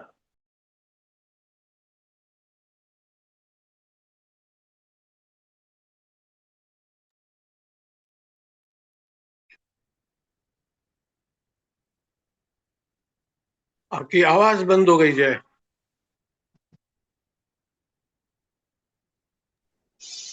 अच्छा, अब आ रही है? अब आ रही है? हाँ हाँ, अभी आई। हाँ, किसी ने अनम्यूट कर दिया। तो पुनः मैं वापस लेता हूं, अगर मैंने कहीं छोड़ दिया हो तो, कि भगवत भोग अनंतरम एवं भगवान भोग्यो भवति, कि प्रभु जो है पहले, आप स्वयं, क्योंकि प्रभु ही तो भोगता है और हम सब जो है उनके भोग्य वस्तु हैं। तो जब स्वयं भोग्य हैं तो सब पहले भगवान भोक्ता बनते हैं और अपन को भोग करते हैं, और तद उपरांत जो है वो स्वयं ये लीला में, क्योंकि ब्रज भक्तों की लीला है, ब्रज लीला है, आप भोग करते हैं और फिर बाद में आप भगवान स्वयं भोग्य बन जाते हैं। ये विपरीत लीला है। तो यही जो है भोग्यो भवति। इसी के लिए अतो अत्र शुकेपि मुख्यतः स्त्रिय एवं वर्णयंती, इसी के लिए जो सुखदेव जी जो मुख्य रूप से स्त्री का वर्णन कर रहे हैं। अब यहाँ स्त्री से स्त्री नहीं लेने का, वापस जो है भोग और भोक्ता, भोग्या जो है, भोग्या अर्थात जिनको भोगा जा रहा है, इंजॉयर और बीइंग इंजॉयड। इसी प्रकार जो है आप जो है बीइंग इंजॉयड हो जाते हैं, भोग्य बन जाती हैं, और गोपिका यहाँ पे भोक्ता बन जाती हैं। ऐसा है। अग्नि कुमाराणाम अपि यत् अत एव स्त्रीत्वम, इसी के लिए जो है अग्नि कुमार के प्रसंग के अंदर भी होते हैं, जो दंडकारण्य के ऋषि थे। जब रामचंद्र जी को आपने सीता जी के संग देखा तो सीता जी जैसा सौभाग्य प्राप्त करने की विनती की, तब आपने आज्ञा करी कि आप जब हैं सारस्वत कल्प के, आप प्रगटेंगे यहाँ पे व्रजलीला में, तब आप प्रगटे। और ये जो अग्नि कुमारी थे वो जो हैं, वो आप स्वयं जो है गोपिकाएं बनी। तो ये गोपिकाएं जो है वो बनी, तो यहाँ पर जो अग्नि कुमार भी स्त्रीत्व को प्राप्त हुई हैं, भोग्या बनी है। तो जब तक आप स्वयं जो है पुरुषोत्तम, कोई अन्य पुरुष का यहाँ भोग नहीं कर सकता, ये आचार्य आज्ञा करते, नहीं पुरुषो अन्योपि भोग्यो भवति स्व स्व उपभोग्यो वा, यानी वो खुद का भी भोग नहीं कर सकता है पुरुषोत्तम, और अन्य पुरुष का भी नहीं कर सकता है। किंतु यहाँ पर ये आज्ञा कर रहे हैं कि परम ज्ञात्वा पाने महान रस इति भावो, तो इति भावो अग्रे ज्ञान उपदेश ज्ञानोपदेश निबंध। तो यहाँ पे पहले जो अग्नि कुमार बीज है, जो स्त्री इसी के लिए बनी कि पुरुषोत्तम अन्य का भोग नहीं कर सकता, स्वयं का भी नहीं कर सकता, किंतु स्वरूप को जानकर उनके पान के महारस की प्राप्ति होती है, क्योंकि आपके स्वरूप को जानना अत्यंत यहाँ पर जो है प्रमुख है। तो यहाँ पे मुख्य होने के कारण जो वराहपीडम रूप से जो है वो स्वरूप जब तक जान लेते हैं, और वो जान लिया व्रज भक्तों ने, तो इस कारण से भगवान ने यहाँ पर महारस की प्राप्ति हुई है। और वो प्रसंग में भी आता है, जब रास में भी आपने बुलाया तो सबसे पहले आपने वहां विजय गीत में स्वागतम अहो महाभागा में भी वहां पर आपने ज्ञानोपदेश किया है। तो मुख्य उपदेश जो फल की जो प्राप्ति के लिए जो ज्ञानोपदेश का भी जो अभिनिवेश किया है प्रभु ने, इसी कारण से वहां पहले ज्ञान का उपदेश किया। यह उपदेश मुख्य फल की प्राप्ति के लिए किया है।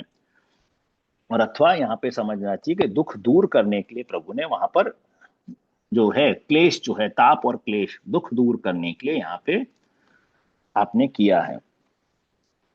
इसी के लिए मुख्य प्रापणार्थम और दुख दूरीकरणार्थ यहाँ से आचार्य आज्ञा करते हैं। अतएव अग्र आधिदैविकी स्त्रीत्यम प्रार्थ्यंशंति, तभी आपने इसी के लिए आधिदैविक स्त्री की कात्यायनी व्रत में आपने आधिदैविक स्त्री की प्रार्थना की, तब भगवत प्राप्ति भई है।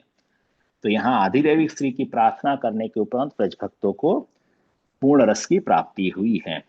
तो अतः रूपेण वशीकृत्या अधरामृत पायन स्वच्छंदता संपादयति, अतः इसी रूप को वश करके अधरामृत पिलाकर स्वच्छंदता ब्रज भक्तों के अंदर यहाँ पर सिद्ध करी है। तो ये तो वेणु का हुआ, सप्तरंध्र और सुधा की बात हुई। अब आ रहे हैं अपन गोप वृंदई पे। तो गोप वृंद के लिए आज्ञा करते हैं कि स्वच्छंदताम आह गोप वृंद इति। तो यहाँ पर गोप वृंद श्लोक से है स्वच्छंदता बताई गई है। अब स्वच्छंदता क्यों? कि दो प्रकार के थे, एक अंतरंग गोप थे और एक बहिरंग गोप थे। बहिरंग को जो है आपने गौचारण आदि के अंदर आपने लगाया, और अंतरंग को आप अपने जो लीलार्थ जो है अपने निकट रखते थे, तो जिससे आप जो है लीला जो है रचना इत्यादि कर सकते थे। क्योंकि यहाँ आचार्यचरण भी आज्ञा करते हैं, और वैसे भी तो है शक्ति नाम निर्भयत्वात् एते देवा साक्षिण। क्योंकि शक्ति के संग निर्भय रमण करना ही यहाँ पे जो है वो देव जो है उसके साक्षी होते हैं। तो वो अंतरंग गोप है, या गोप वृंदई वो देव हैं जो साक्षी रूप से हैं, और वो ही जो है इनका प्रादुर्भाव यहाँ हुआ है। और वो गोप वृंदई स्वच्छंद रमण जो है प्रभु स्वच्छंदता से निर्भयता से रमण कर सके, उसका यहाँ पे द्योतक यहाँ करते हैं। तद उपरांत जो है वृंदाया स्त्रिया अरण्यम प्राविशद सर्व कार्य कृत्वा स्वच्छंदताम संपादित्वान।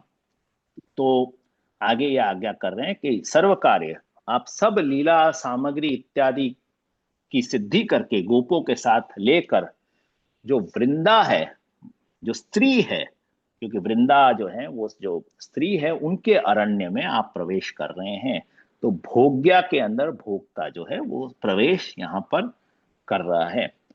तो यहाँ बहुत एक सुंदर आज्ञा कर रहे हैं आगे कि ननु जगति भक्तिर न स्थापिता इति कथम का कृत कार्यता। अभी तक तो यहाँ भक्ति की स्थापना नहीं हुई है, पर हम सोचेंगे कि नौवें स्कंद पे, पर ये अपने लिए नौवें स्कंद यहाँ पे प्रकरण के अंदर है, नौवें स्कंद में भक्ति की स्थापना हुई है और 10वें स्कंद में निरोध हुआ है। पर यह ब्रजलीला में देखें तो प्रभु का तो प्रादुर्भाव हुआ है, और धर्म संस्थापनार्थाय तथा परम हंसानाम मुनिनाम अमलात्मनाम इतना कही कि प्रभु जो है धर्म की संस्थापना के लिए तो आए। तो यहाँ धर्म जो है वो भक्ति रूपी धर्म जो आपने यहाँ पर स्थापन किया ही नहीं है। तो तभी इसके लिए यहाँ पे चरणारविंद स्वपद रमणम आप आज्ञा कर रहे हैं कि यहाँ स्वपद रमणम वृंदारण्यम प्राविशद, अपने स्वकीय चरण संबंध से, क्योंकि आपके एक चरण जो है वो मर्यादा चरण है, और जो दक्षिण चरण है वो मर्यादा है, वाम चरण जो है वो पुष्टि है। आप अपने दोनों चरणारविंद से रमण करते हुए वृंदावन में जो स्त्री हैं, जो वृंदा जो है तुलसी है, उनके वन में आप यहाँ पे प्रवेश कर रहे हैं, क्योंकि वो प्रभु की विहार भूमि है। और यहाँ से भगवत चरणारविंद के संबंध से आप जो है भक्ति की वहां पे स्थापना कर रहे हैं, और भक्ति रूपी धर्म की स्थापना हो रही है, भक्ति स्थापना हो रही है। अतः भगवान ने अपने चरण में स्थापना कर साक्षात भक्ति की यहाँ पे स्थापना की है। और यहाँ पर यह आज्ञा कर रहे हैं कि स्वपद रमणम जो है वो कैसे सिद्ध हो रहा है। तो वृंदारण्य पद से त्रिविध स्थलों को बोध कराया गया। वृंदावन क्या है? तो एक तो वृंदावन भी है, और वन सुंदरी, देखिए यहाँ तीन जन है। एक तो वनस्थित सुंदरियां भी है, जो जब ठाकुर जी गौचारण करके पधारते हैं तो वनस्थित सुंदरियां भी है, जो कि कुछ तो पुलिंदी भी हैं जो भीलनी है, जो यमुना जी के किनारे रहती हैं, और कुछ गुप्त गोपिकाएं भी जो वहां वनस्थित विराजती रहती हैं। एक तो वनस्थित वृंद है, उनके अंदर प्रवेश कर रहे हैं, और व्रजस्थित है, उनके हृदय में भी प्रवेश कर रहे हैं। तो यहाँ तीन समझना चाहिए कि वृंदावन में प्रवेश कर रहे हैं, वन सुंदरियों वृंद में प्रवेश कर रहे हैं, और व्रजस्थित गोपांगनाओं के भी हृदय में प्रवेश कर रहे हैं। अब अपन को समझ में आएगा ये क्यों मंगलाचरण के रूप से यहाँ पर व्याख्या कर रहे हैं। क्योंकि जब तक यही एक पाठ है, ये श्लोक है, बरहापीडम नटवर को कर्णयो कर्णिकारम, ये श्लोक के द्वारा प्रभु अपने हृदय के अंदर भक्ति रूपी जो हृदय का स्थापना करते हैं, वृंदावन में अपने हृदय में यहाँ पे पधार के आंतर रमण प्रभु करते हैं। तो यहाँ भक्ति की स्थापना हो रही है, तो ये श्लोक के द्वारा भक्ति भी स्थित हो रही है, प्रभु का साक्षात जो रसात्मक रसोवेश स्वरूप भी पधारता है। तो यहाँ पर इसी के लिए पूरे श्रीमद् भागवत जी के सारे श्लोक के अंतर्गत भी इस श्लोक को सर्वोत्तम माना गया कि इससे अपने अंदर भक्ति और अन्य पुरुषार्थ भी आके आचार्य आज्ञा करते हैं कि ननु जगति भक्तिम स्थापयति कथम कार्य करते, तो यहाँ पे भक्ति की स्थापना होगी। तत्राह स्वद रमणम इति, स्वपदानाम स्वचरणानाम रमणम यत्र, अपने स्वपद से आप रमण करते हो, भक्ति की स्थापना कर रहे हैं। तद उपरांत चारों पुरुषार्थ की भी कर रहे हैं।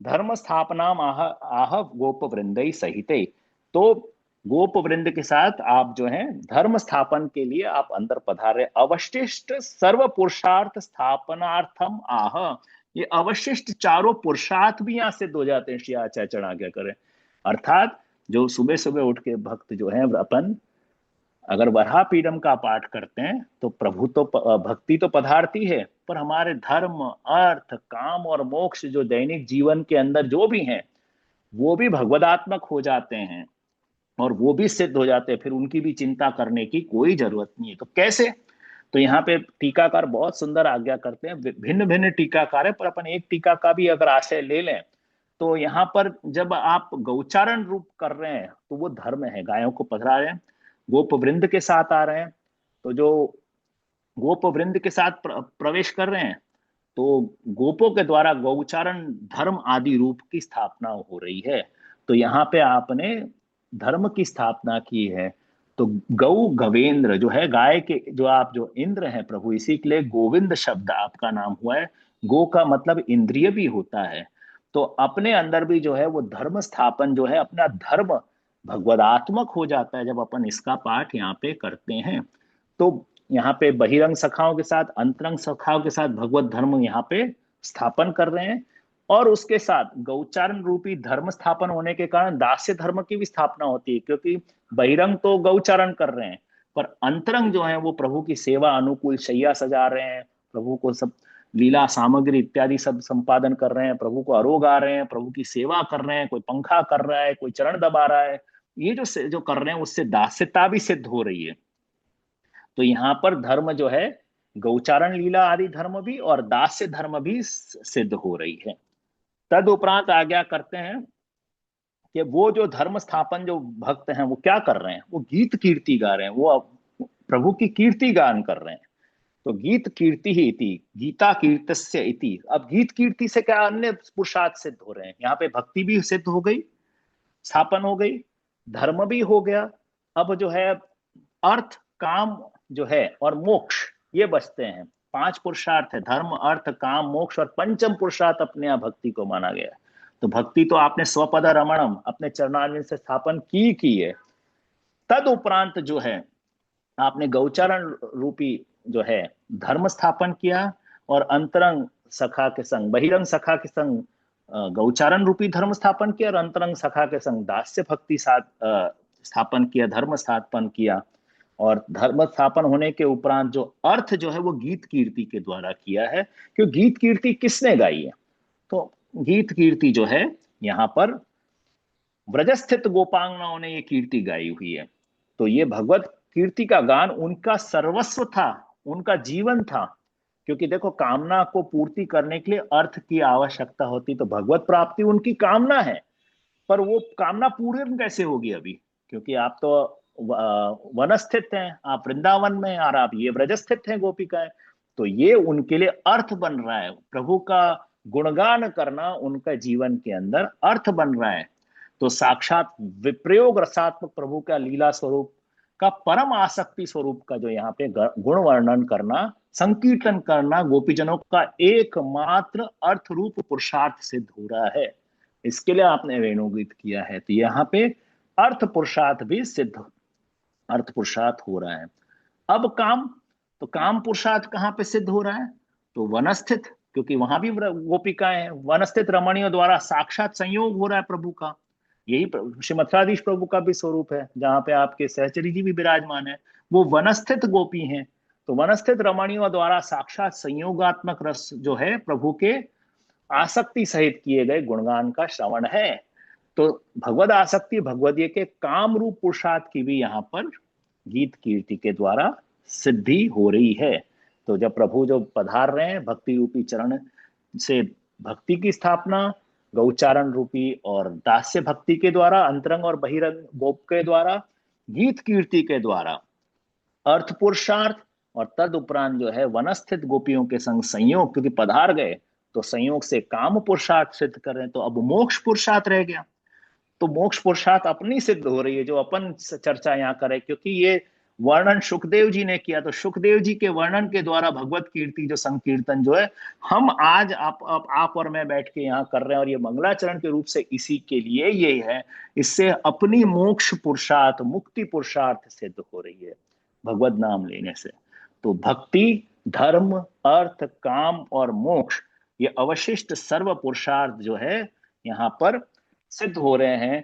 तो इसी के लिए अवशिष्ट आचार्यचरण ने सुबोधि में आज्ञा करी है कि अवशिष्ट सर्व पुरुषार्थ स्थापनार्थम आह गीत कीर्ति ही गीता कीर्त्यस्य इति। अब ये बहुत गहन चर्चा है और बहुत गूढ़ विषय है, यहाँ से आचार्यचरण आज्ञा करते हैं, और ये पूरा इसका सारांश है इसके अंदर। स्त्री भावो गूढ़ पुष्टि मार्गे तत्वम इति कृष्ण पदार्थः क्वचित विवृतः, कि जो स्त्री भाव जिनमें गूढ़ है वही पुष्टि मार्ग के तत्व हैं। गीत कीर्ति किसकी गाई जा रही है? वही कृष्ण पदार्थ हैं, और ये क्वचित विवृता है। तो यहाँ पर कभी कभी इसकी विवरण होता है, तो यह योजनाकार जो आज्ञा करते हैं कि इसका विवरण तो बहुत लंबा चलेगा, पर संक्षिप्त में अपन अगर करने का भी प्रयास करें कि गूढ़ स्त्री भाव जो है, इसके अंदर कई लेख भी हैं, योजनाकार के भी हैं, पुरुषोत्तम जी का भी है, और स्वतंत्र लेख श्री हरिराय चरण का भी है, कि क्योंकि ये जो इतना मुख्य है गूढ़ स्त्री भाव जो है, तो मुझे लगता है कि अगर इसके लिए अपन एक और वो क्लास रखें तो ही ज्यादा रहेगा, नहीं तो क्योंकि ये बहुत ही जो गूढ़ स्त्री भाव क्या है वो उसको समझने के लिए अपन एक और ही रखेंगे तो ज्यादा ही उचित रहेगा। तो अभी तक कोई को कुछ प्रश्न है? नहीं तो मैं इसको आगे चलाऊं, नहीं तो इसको निरान से आराम से इसको आगे इसका वर्णन, गूढ़ स्त्री भाव एक ही रह गया अंत में। जयराज, अभी तक जो हाँ आपने आज्ञा करी, हाँ इसको एक समाप्त करते हुए अभी तक का जरा बता दें। हाँ, तो अभी भी इसमें एक चीज रहने दी है, क्योंकि थोड़ा सा इसका दूसरे मंगलाचरण के साथ भी कनेक्टिविटी है। सौंदर्यम निज हृदगतम प्रगटितम, उसमें भी गूढ़ स्त्री भाव आएगा, तो इसके अंदर अपन हरिराय चरण का स्वतंत्र लेख भी देख पाएंगे और योजनाकार भी थोड़ा सा देख लेंगे, तो उससे कनेक्टिविटी अपनी बैठ जाएगी। तो अभी तक जो है समाप्त करने के लिए ये है, और इसके समाप्त के लिए भी अगर अपन नरसिंह लाल जी की ब्रजभाषा टीका को ही देखें तो बहुत सुंदर रहेगा। और उसमें आप टीका में आज्ञा करते हैं कि ये भागवत के 10वें स्कंद के तामस प्रमेय प्रकरण के अंदर प्रभु के प्रमेय रूप का यहाँ पे वर्णन हो रहा है। बरहापीडम नटवर वपुः कर्णयो कर्णिकारम, क्योंकि यहाँ पे अपन देख रहे हैं कि ये प्रमेय तामस प्रमेय प्रकरण के अंतर्गत आ रही है, तथा लीला व्रजस्थ भक्तों के अलौकिक प्रकार से जो दृष्टि और श्रुति गोचर भयो है। सो ऐसे ब्रह्म विद्यारूप वेणुनाद द्वारा हृदय में स्फुरित जो हो रहे हैं वो उसका ये वर्णन है, जो कि श्रुति एक समधिगम्य ब्रह्म को जो श्रुति के द्वारा ही जान सकते थे, ऐसे ब्रह्म को श्रोत स्वरूप से जैसे श्रुति वचन के द्वारा हृदयंगत होते हैं, ऐसे ही वृंदावन स्थित में भगवान के मधुर रूप गुण लीला को साक्षात्कार वेणुनाद से व्रजस्थ जो है भक्त हैं, वेणुनाद के द्वारा उनको हृदयारूढ़ कर रहे हैं ये श्लोक के द्वारा। इसी के लिए अपन इसका मंगलाचरण कर रहे हैं। जैसे मैंने पहले भी कहा था कि मंगलाचरण के लिए भी ये श्लोक क्यों कहा जा रहा है, क्योंकि सुखदेव जी के द्वारा हमें जो है जो धर्म चतुष्टय है उसमें मुक्ति भी स्थापन हो जाती है, अपन को मुक्त कर देते हैं संसार आसक्ति से भी, यहाँ पे वर्णन है। तो यहाँ से जो है दिव्य प्रमेय का निरूपण हो रहा है।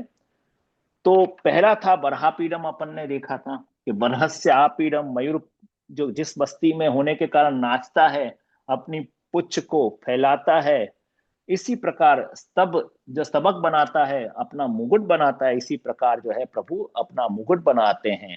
और प्रभु ने भी अपने श्रीमस्तक पर मयूर मिच स्तब को धारण कियो है, तासो भगवान को ही यह स्वरूप उद्भुत रसात्मक है। ऐसे नरसिंह लाल जी आज्ञा करें कि उद्भुत रस के लिए बरहापीडम लेना। फिर नटवर वपु, क्योंकि कुशल नट श्रृंगार रस को नाटन करत है। अरु वर, जो पति हैं, ऐसे प्रत्यग्र भोक्ता भी करते हैं, तैसे ही भगवान को उभयविद मानो। नटवत और वरवत अपन ने देखा कि जो नट है वो नाट्य शास्त्र में है, विप्रयोग है, और वर यानी संयोग है। प्रभु संयोग और विप्रयोगात्मक रस का दान करते हैं। तो वरहापीडम नटवर वपुहु। तो ज्ञानी के अनंतर में जैसे परमात्मा की अनुभूति होती है, तैसे उभयविद रूप की अनुभूति होती है भक्तों के हृदय में, श्रृंगार रसात्मक। सो काहे थे जो भगवान को सुख दानार तो प्रभु बाह्य वपु धारण करी के प्रकट होते हैं। तो भक्तों को सुख देने के लिए ही प्रभु जो नट है वो वर भी बनते हैं, वर है वो नट भी बनते हैं। इससे अब आप द्विदलात्म स्वरूप को धारण करते हैं। तो वरहापीडम, तदुपरांत नटवर वपुहु, फिर कर्णयो, कर्णयो कर्णिकारम, कर्ण में आप कनेर के फूल धारण कर रहे हैं, तो कर्ण में धारण किए हुए कर्ण कनेर के पुष्पन के श्रृंगार को, रस को उद्बोधन जानो, क्योंकि यहाँ भी रस का संयोग और विप्रयोग रस का उद्बोधन मानना चाहिए। श्रृंगार रस जैसे संयोग और विप्रयोग भेद से द्विविध होते हैं, दो होते हैं, तैसे ही प्रभु के कार्य जो दो कर्ण हैं वो संयोग और विप्रयोग रस के प्रतिपादक हैं। तासो संयोग नाई विप्रयोग में हूँ भक्तन के भावोद्गार प्रभु सुनी सकत हैं। तो भावोद्गार प्रभु जो हैं वो संयोग के जैसे भी विप्रयोग में भी भक्तों को सुख देते हैं, ये श्लोक के द्वारा। तद उपरांत जो है विभ्रद वासः, आपने कौन सा स्वरूप धारण किया है? विभ्रद वासः। तो आपने रस को गुप्त होने पे पेय रस रूप होता है, अन्यथा रसाभास होता है। जो रस रूप जो प्रभु हैं उनको जो धारण करने के लिए आपने स्वरूप धारण किया है, जैसे रस को पीने के लिए प्याला चाहिए, पात्र चाहिए, ऐसे ही आप जो हैं, और उसको गुप्त भी रखना चाहिए, नहीं तो अन्यथा रसाभास हो जाता है। तो प्रभु ने अपने रसमात्मक वपु को गुप्त रखने के लिए भी आपने पीताम्बर धारण किया है। इसी के लिए कनक कपीशम, आपने कनक जो है स्वर्ण रूपी जो है, आपने स्वर्ण की झाई वाला आपने ऐसे पीताम्बर धारण किया है। और पीताम्बर फिर कनक जैसे व्यामोहिक माया के आवरण की नाई है, कि व्यामोहिक माया के रूप से रस जो गुप्त रहना चाहिए तो उसका व्यामोहन करता है। फिर वैजयंतीम च मालाम, तो यहाँ नरसिंह लाल जी आज्ञा करते हैं, फेरी कीर्तिमयी वनमाला, अर्थात वैजयंती माला हूं आप धारण किए हैं। आपने कीर्तिमयी जो है विशेष जय आपको दिलाए, आप ऐसी माला आपने धारण की है। फिर रंध्राण वेनोर अधर सुधया पूरयन, तो भगवान के लोभात्मक अधरन पे स्थित हुए हुए थे ये अधर सुधा सर्व अभोग्या है, क्योंकि लोभात्मक अधर पे है, इसके लिए सबके भोग्य नहीं हो सकता है सबको। तासो वेणुनाद के श्रवणते ही या सुधा को पान हो सकत है। वेणुनाद के सुधा, वेणुनाद से ही नाद कर्ण द्वारा वो अंत प्रविष्ट हो सकता है, अन्यथा ना ही हो सकत है। सो काहे थे तहा ये जानो, जो जैसे वेणुनाद द्वारा भगवत स्वरूपानंद के उपभोग उचित भोक्तृभाव भगवान ने ब्रज भक्तन में प्रकट कीनो है, सो अन्यथा संभव नहीं है। वो अपन श्री गुण भाव में देखेंगे, भोग्य भाव और भोक्तृ भाव का। भोग्य भाव जो है वो स्त्री भाव है, भोक्तृ भाव पुम भाव है। तो भोक्तृ भाव से आप जो है ब्रज भक्तों के अंदर वो भोक्तृ भाव स्थापन कर रहे हैं, जिससे प्रभु जो है वो भोग्या बन जाए, भोग्य बन जाए। ऐसे जो है ब्रज भक्तन में प्रकट कीनो है, अन्यथा संभव वेणुनाथ के अलावा हो नहीं सकता था। तासो आत्मरमणिक स्वभाव वाले भगवान, जो आत्मरमण करने में जो है निपुणता जिनको हासिल है, ऐसे आत्मरमण करने वाले जो है, जो रमण जो है वो आत्मा से करते हैं प्रभु, ऐसी आत्मा में रमण एक स्वभाव वाले भगवान जाके काज आत्म भोग्यता प्रकट करत हैं, तो खुद भी भोग्य बन जाते हैं। यहाँ पे तामे स्वरूपानंद भोक्तृता के भाव प्रकट करत हैं। तो भोक्तृभाव जो है वो स्वरूपानंद के जो है आप यहाँ पर प्रकट करते हैं। भोक्तृभाव यानी गूढ़ पुम भाव, भोक्ता होने की अवस्था। तो स्वरूपानंद का जो भोक्तृभाव आप प्रकट करते हैं, तासो भगवत कृत वेणुनाथ के स्वर कर्ण द्वारा हृदय में प्रविष्ट होकर भगवत स्वरूपानंद की भोक्तृता को भाव प्रकट करत है। तो भगवत स्वरूपानंद के जो है वो प्रभु भोक्ता है और हम भोग्य हैं या भोग्य हैं। तो बीइंग एंजॉयड एंड एंजॉयर, तो प्रभु एंजॉयर बनते हैं और हम बीइंग एंजॉयड हैं और प्रभु उसका आनंद यहाँ पे लेते हैं। विषयानंद के भोक्ता अथवा मोक्षानंद के भोक्ता को भोक्तृत्व भगवत स्वरूपानंद के भोक्तृत्व के आगे तो अति तुच्छ अरु अति शूद्र करनी जानो। क्योंकि जो अपन जो जगत के अंदर फॉल्स इंजॉयर बने हुए हैं विषयों के अंदर, या फिर हम मोक्ष की प्राप्ति के लिए भी बंद करते हैं, वो सब आनंद तो बहुत ही तुच्छ है ये भगवत स्वरूप के आनंद के सामने। हम हमारा फॉल्स प्रोजेक्शन करते कि हम इंजॉयर हैं, ये हमारे लिए बना है सृष्टि, हम कर रहे हैं हम कर रहे हैं। नहीं, प्रभु इंजॉयर हैं और हम बीइंग इंजॉयड हैं। और जब प्रभु जो अपने को भोगे तो वही जो मालिक अपने सेवक को कर रहा है, वैसे ही करके अपन जो प्रभु के अपन पूर्णता को प्राप्त करते हैं। जब जो इंजॉयर है अब उनके ही काम आ सकें, उनके ही आनंद के वो कर सकें, भगवत सेवा कर सकें। तो भगवत स्वरूपानंद को उपभोक्ता प्रपंच और प्रापंचिक विषयों को भूली के भगवत स्वरूप में आसक्त अर्थात निरुद्ध हो जाते हैं। कि जो भगवत स्वरूपानंद का जो भोग करता है, उपभोक्ता बनता है, वो प्रपंच के विषयों को भूल जाता है और प्रभु में आसक्त हो जाता है। ऐसे नरसिंह लाल जी आज्ञा करते हैं। तासो वेणुनाद द्वारा आपने व्रज भक्तन को निज स्वरूपानंद के उपभोग उचित भोक्तृ भाव को दान कियो है। ये वेणुनाद द्वारा व्रज भक्त प्रभु को भोग सकें, ऐसी भोक्तृत्व उनको पुम भाव दान की और प्रभु स्त्रीत्व भाव को प्राप्त हो रहे हैं। ये लीला बहुत विलक्षण है, इसी के लिए अपन आगे इसको गूढ़ स्त्री भाव को अपन डिटेल में अपन देखेंगे। तो भगवान के चरणारविंद क्या है, तो अब यहाँ पे रंध्रान वेणोर अधर सुधया पूर्ण हो गयो। अब जो है स्वपद रमणम, तो भगवान के चरण जो है वो भक्ति रूप हुए से सर्वप्रथम चरण किंवा भक्ति के स्थापन ते वृंदारण्य किंवा वृंदावन को भगवत स्वरूपानंद में निरुद्ध होवे को अधिकार प्रदान भयो जानिए। तो यहाँ पर जो है आपने चरणारविंद के द्वारा वृंदावन को भी स्वरूपानंद में निरुद्ध कियो। और वृंदावन क्या है, हर भक्त का हृदय भी वृंदावन है। तो वहां भी जो है वो स्वरूपानंद का दान तभी कर सकता है जब वो वृंदावन भी भक्ति रूपा हो जाए। इसके लिए भक्ति के चरणारविंद को आप उस चरण के साथ पधारे, मतलब हमारे हृदय भी आपने चरण के साथ आपने पधारे और हमारे भी हृदय को, हमारे वृंदावन को। क्योंकि देखो वन क्या है, वन जहाँ है जहाँ मर्यादा का पालन नहीं होता है, स्वच्छंदता होती है।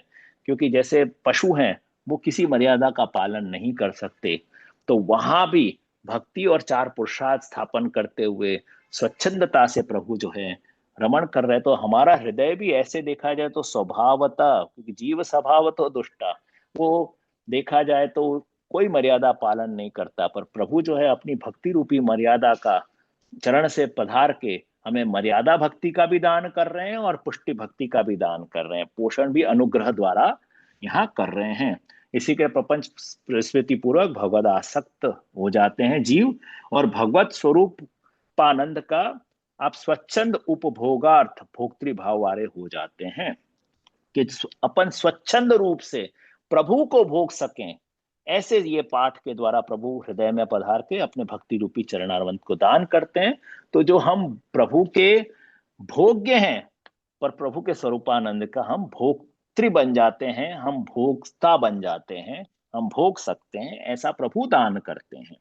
ऐसे भक्तन के अधीन होए के भगवान अपने भीतर गूढ़ भावतया अवस्थित, हमारे गूढ़ भाव अवस्थित जो है भगवान अपने भीतर, प्रभु के भीतर जो है गूढ़ भाव अवस्थित भोग्य भाव प्रकट करते हैं। क्योंकि प्रभु के अंदर जो गूढ़ भाव है वो स्त्री भाव है, वो प्रकट कर जाते हैं।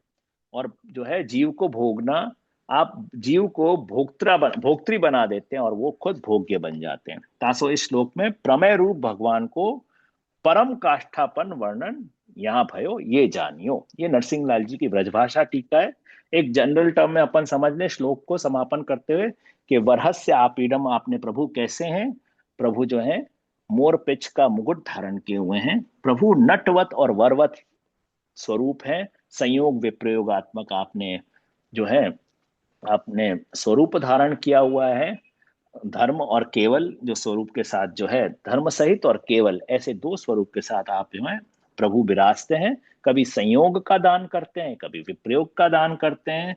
कर्णयो करणी का नाम आपने दो कर्ण में आपने कनेर के फूल धारण किए हैं। जो 2 कान जो है वो सांख्य और योग के भी प्रतीक है, संयोग और विप्रयोग के भी प्रतीक है। और आपने कनेर यानी एकदम जो व्रज में साधारण रूप से प्राप्त फूल है, आपने कोई बहुत बड़े बड़े हीरे के कुंडल लिए वो नहीं धारण किए हैं। कनेर के साधारण रूप से एकदम जो सस्ते फूल जो नीचे विराजमान है वो आपने धारण किए हुए हैं। विभ्रत वासव अर्थात आपने ऐसा स्वरूप धारण किया है, आपने स्वरूप को जो पात्र जो रस को पीता है तो उस पात्र के बिना नहीं पी सकता है। ऐसे प्रभु जो अपन को रसो वैसा जो है वो रस का दान करने के लिए एक पात्र बन के अपने स्वरूप बन के अपने हृदय में पधार रहे हैं। फिर आपने कैसे वस्त्र धारण किए? कनक कपीशम, तो आपने धारण किए हैं, आपने पीतांबर धारण किए जिनकी झाई जो है वो व्यामोहिक माया की तरह जो है स्वर्ण रंग की है, जिससे जो है रस जो है वो गुप्त रह सके, उसको वो रस वो पीतांबर उड़ भी ना जाए, इसके लिए आपने वैजंती माला जो विशेष जय कराती है प्रभु को, ऐसी माला आपने धारण की हुई है। अब आपका तो ये तो स्वरूप वर्णन हो गया। तद उपरांत आपका जो है गुण वर्णन जो है, जो आपने वेणुनाद किया है, तो रंध्राण वेणुर अधर सुदया, आप सत्र रंध्र जो है ऐश्वर्य वीर यश श्री ज्ञान वैराग्य और धर्मी स्वरूप, ऐसे रंध्र के द्वारा आपने वेणु जो है नाद किया है। जो अपने वेणु से अपनी अधर में जो सुधा है, जो भगवत रसात्मक रसोवेश का द्रवीभूत स्वरूप है, उसको आप जो है भक्त के कर्ण के द्वारा आप हृदय में प्रविष्ट करा रहे हैं। इसके लिए पूरयन शब्द है। और फिर उसके बाद में गोप वृंदई वृंदारण्य स्वपद रमणम, गोप वृंद के द्वारा स्वच्छंद रमण के द्वारा धर्म स्थापन के द्वारा आप वृंदारण्य में भक्ति रूपी चरणारविंद को स्थापन कर रहे हैं। और आप जो चतुर्थ पुरुषार्थ जीव के अंदर और भक्त के अंदर सिद्ध करते हुए भक्ति चरणारविंद के द्वारा, गोप वृंदय के द्वारा धर्म, और ब्रज सुंदरी के द्वारा अर्थ, वन सुंदरी के द्वारा काम, और सुखदेव जी के द्वारा यानी सुखदेव जी अर्थात जो हम आज पाठ कर रहे हैं उसके द्वारा मोक्ष पुरुषार्थ सिद्ध करते हुए आप वृंदारन में मतलब हमारे हृदय में प्रवेश कर रहे हैं। और उसकी गीत कीर्ति ब्रज भक्त गोप वृंदई और ब्रज सुंदरी गा रहे हैं। ऐसी गीत कीर्ति सदा प्रभु की होती रहे। ये पूरा समाप्त है इसका। अब अगला सत्र के अंदर जयराज आप स्त्री भाव का वो आप हाँ, और वो सौंदर्य अपने जीवित में चालू कर दूंगा क्योंकि वो चौथा मंगलाचरण है। 6 मंगलाचरण है तो 3 आज हुआ। अब श्री आचार्य चरण का मंगलाचरण भी इसके साथ लिंक करता है, इसके लिए थोड़ा टीका छोड़ी है मैंने, तो उसको लिंक करते हुए फिर अपन आगे मंगलाचरण करते रहेंगे। चौथा मंगलाचरण। ठीक है जयराज। दंडवत प्रणाम करूं कृपानाथ। बडेन की हाँ अनुमति, आयोजक हाँ मंडल की अनुमति और आपकी आज्ञा हो तो कुछ शंका जिज्ञासा प्रस्तुत करूं। हाँ हाँ, पूछिए। एक शंका तो ये है कि यह भी बरहा पीडम नटवर वपुः में नट और वर एक संयोगात्मक वियोगात्मक ही समझनो या अन्य कछु है? नहीं, प्रत्येक भोक्ता जो अपन ने देखो नटवत और वरवत, तो नटवत वरवच वपुहु रसो द्विविधो धर्म सहिता केवलश्च। एक तो धर्म सहित प्रभु जो है भक्तों के हृदय में धर्म सहित जब लीला करते हैं तब जो है वो आप धर्म सहित करते हैं तब आप वर बन जाते हैं, और केवल करते हैं तो आप नट बन जाते हैं। केवलो नाट्य प्रसिद्धो। अब केवल से इसको अपन तात्पर्य? केवल मतलब के तब धर्म नहीं होता, अर्थात विप्रयोग हाँ, अवस्था में। जैसे नाटक करने वाला व्यक्ति हाथ से ऐसी वो करता है कि वो फूल दिखाता है और फिर सूंघता है, तो वहां फूल होता नहीं है, तो भी वो सुगंध जो है, जो नाटक जो देखने जाते हैं, अब आजकल तो इतना प्रसिद्ध नहीं रहा, पर वो ऐसी अपने वो इतनी अच्छी वो करता है एक्टिंग कि अभिनय इतना अच्छा करता है कि वो सूंघते हैं तो वो सुगंध हमको भी आती है। तो भले प्रभु साक्षात न भी विराज रहे हो, पर प्रभु की कृपा जो है, जो नट लीला ऐसी होती है कि प्रभु जिस प्रकार अनुभव करते हैं उनका साक्षात अनुभव जो है वो हमको होता है, वो नटवत लीला। और वर वर मतलब प्रत्यज्ञ भोक्ता जो सामने आके भोग रहे हैं। वो एक प्रकार से विपक से जोड़ा जा सकता है, विप्रयोगात्मक अवस्था से। हाँ, मतलब उसी से ही जोड़ा गया है। नट हाँ। यानी विप्रयोग और वर, पर उसको अभी और ब्रॉडर ढंग से समझेंगे तो अपन भगवत सेवा में कैसे समझे, प्रैक्टिकल लाइफ में कैसे समझे। तो प्रभु कभी अपने साथ नटवत लीला करते हैं, और अधिकांश नट लीला करते हैं, विराज रहे पर कभी स्मित नहीं दिखाते हैं, मुस्काते नहीं है, कुछ कर ही नहीं रहे, वेणु धारण कर रहे हैं, वेणुनाद नहीं कर रहे हैं, तो प्रभु की नट लीला है। पर कभी ऐसी कृपा कर लेते हैं कि वरवत लीला भी कर रहे हैं, और आपको साक्षात प्रभु को जब अपन वेणु धरा के आरसी दिखा रहे हैं, तो प्रभु का स्मित भी दिख रहा है और वेणुनाद भी सुनाई दे रहा है, तो भक्त की दूसरी कक्षा कर लेते हैं। तो अपनी प्रथम कक्षा ही ज्यादातर रहती है कि अपन नटवत प्रभु की, कृष्ण की भगवत सेवा कर रहे हैं, पर वो साक्षात फलात्मिका होने के कारण जो जीव की ऐसी स्थिति बना देता है, धीरे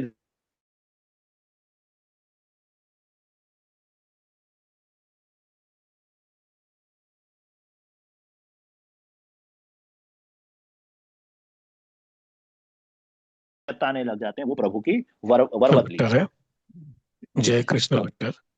अच्छा अच्छा, और कलकत्ता ही रहूं मैं।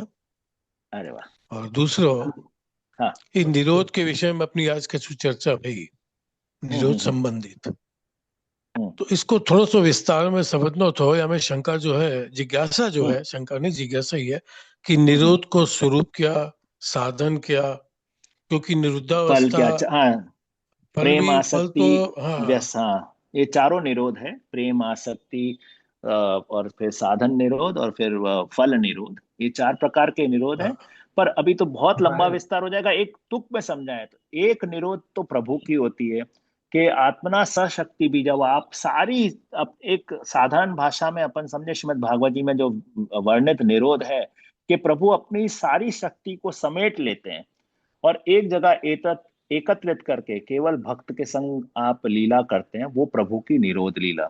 जैसे कोई बड़ा आदमी हो, प्रेसिडेंट हो, उसके 10 कार्य हो, पर कोई निज जन को मिलने आता है, तो सबको छोड़कर वो अपने, उसको मिलके उससे आत्मीयता प्रदान करता है। तो एक प्रकार से जो प्रभु सारी शक्तियां चलती रहती हैं, पर एक एक स्थान पे समेट के जब आप अपने निज भक्तों के साथ आप रमन करते हैं, वो आत्मना सशक्ति भी वो निरोध है।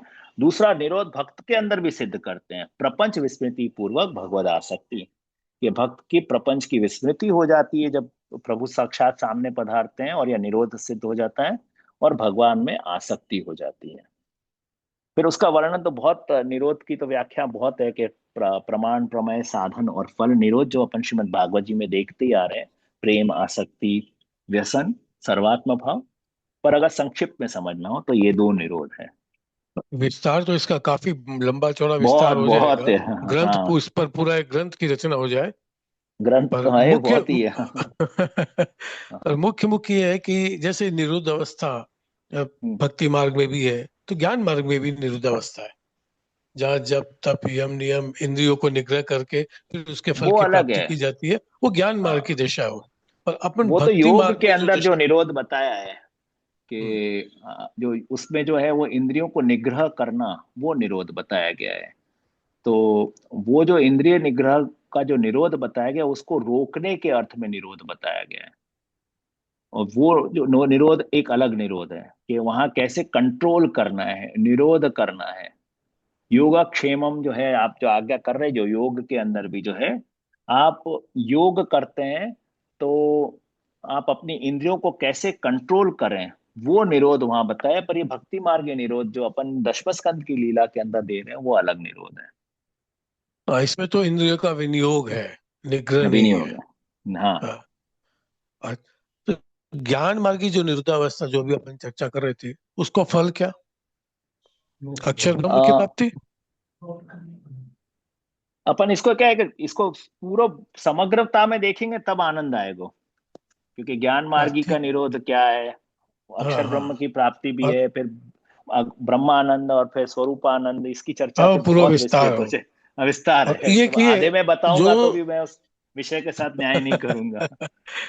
और ये कि संयोग दशा और विप्रयोग दशा जो है भक्ति मार्ग में, हम्म। ये दोनों हम्म। अवस्था में निरुद्ध है सके। हाँ, यही अभी अपन स्त्री गुण भाव की जब टीका देखेंगे ना, तो उसमें हरिराय चरण विप्रयोग अवस्था के अंदर श्री गुरु भावात्मक निरोध की बात कर रहे हैं। और फिर अब यहाँ पर जो बाकी जो है योजनाकार इत्यादि जो है वो द्विदलात्मक अवस्था के अंदर निरोध की बात कर रहे हैं, तो वो चर्चा अपन अगले सत्र में देख लेंगे। क्योंकि और जो किसी का कोई प्रश्न जैसे निरोध लक्षण में जो है वो यच्च दुख दुख यशोदायाम नंदादीनाम च गोकुले, हाँ गोकुले, वो तो विप्रयोगात्मक दशा को निरुद्ध है। हाँ वो है, प्रारंभ में तो ऐसा है, पर फिर उसका भी चर्चा वो अलग ही आ जाएगी। हाँ हाँ हाँ ठीक है, जब बस इसको थोड़ा सा विस्तार में चर्चा हाँ का भी हो विस्तार तो से उसको देखना होगा वही। हाँ हाँ हाँ और किसी का कोई दंडवत प्रश्न है? प्रणाम। हाँ। और किसी का कोई प्रश्न है क्या? तो आज जयराज यहीं पर समापन करें। जरूर जरूर। दंडवत जयराज। हाँ खूब आशीर्वाद। दंडवत प्रणाम जय जय। दंडवत प्रणाम। दंडवत प्रणाम जय जय। खूब आशीर्वाद। जय गुरु दंडवत। दंडवत जय जय।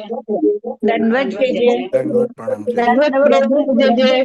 दंडवत जय जय। आपके आशीर्वाद हाँ, खूब 50वें जन्म दिवस की खूब खूब बधाई आपको भी लेते हैं। जय जय। खूब दंडवत प्रणाम आशीर्वाद, सुमन खूब दीजिए। Thank you. जन्मदिन की बहुत बहुत बधाई। यूट्यूब में हमने आपका जन्म दिवस का पूरा सेशन देखा। बहुत सुंदर समझाया, अच्छा। निरोध लीला में बहुत आनंद आया। जन्मदिन की बहुत बहुत बधाई जय। हाँ खूब आशीर्वाद, आपका दंडवत प्रणाम जय जय। आशीर्वाद, खूब आशीर्वाद। दंडवत जय जय। जय जी की जय, साष्टांग दंडवत प्रणाम जय। हाँ खूब आशीर्वाद, दंडवत प्रणाम जय जय। हाँ खूब आशीर्वाद। जय जय। आशीर्वाद। प्रणाम दंडवत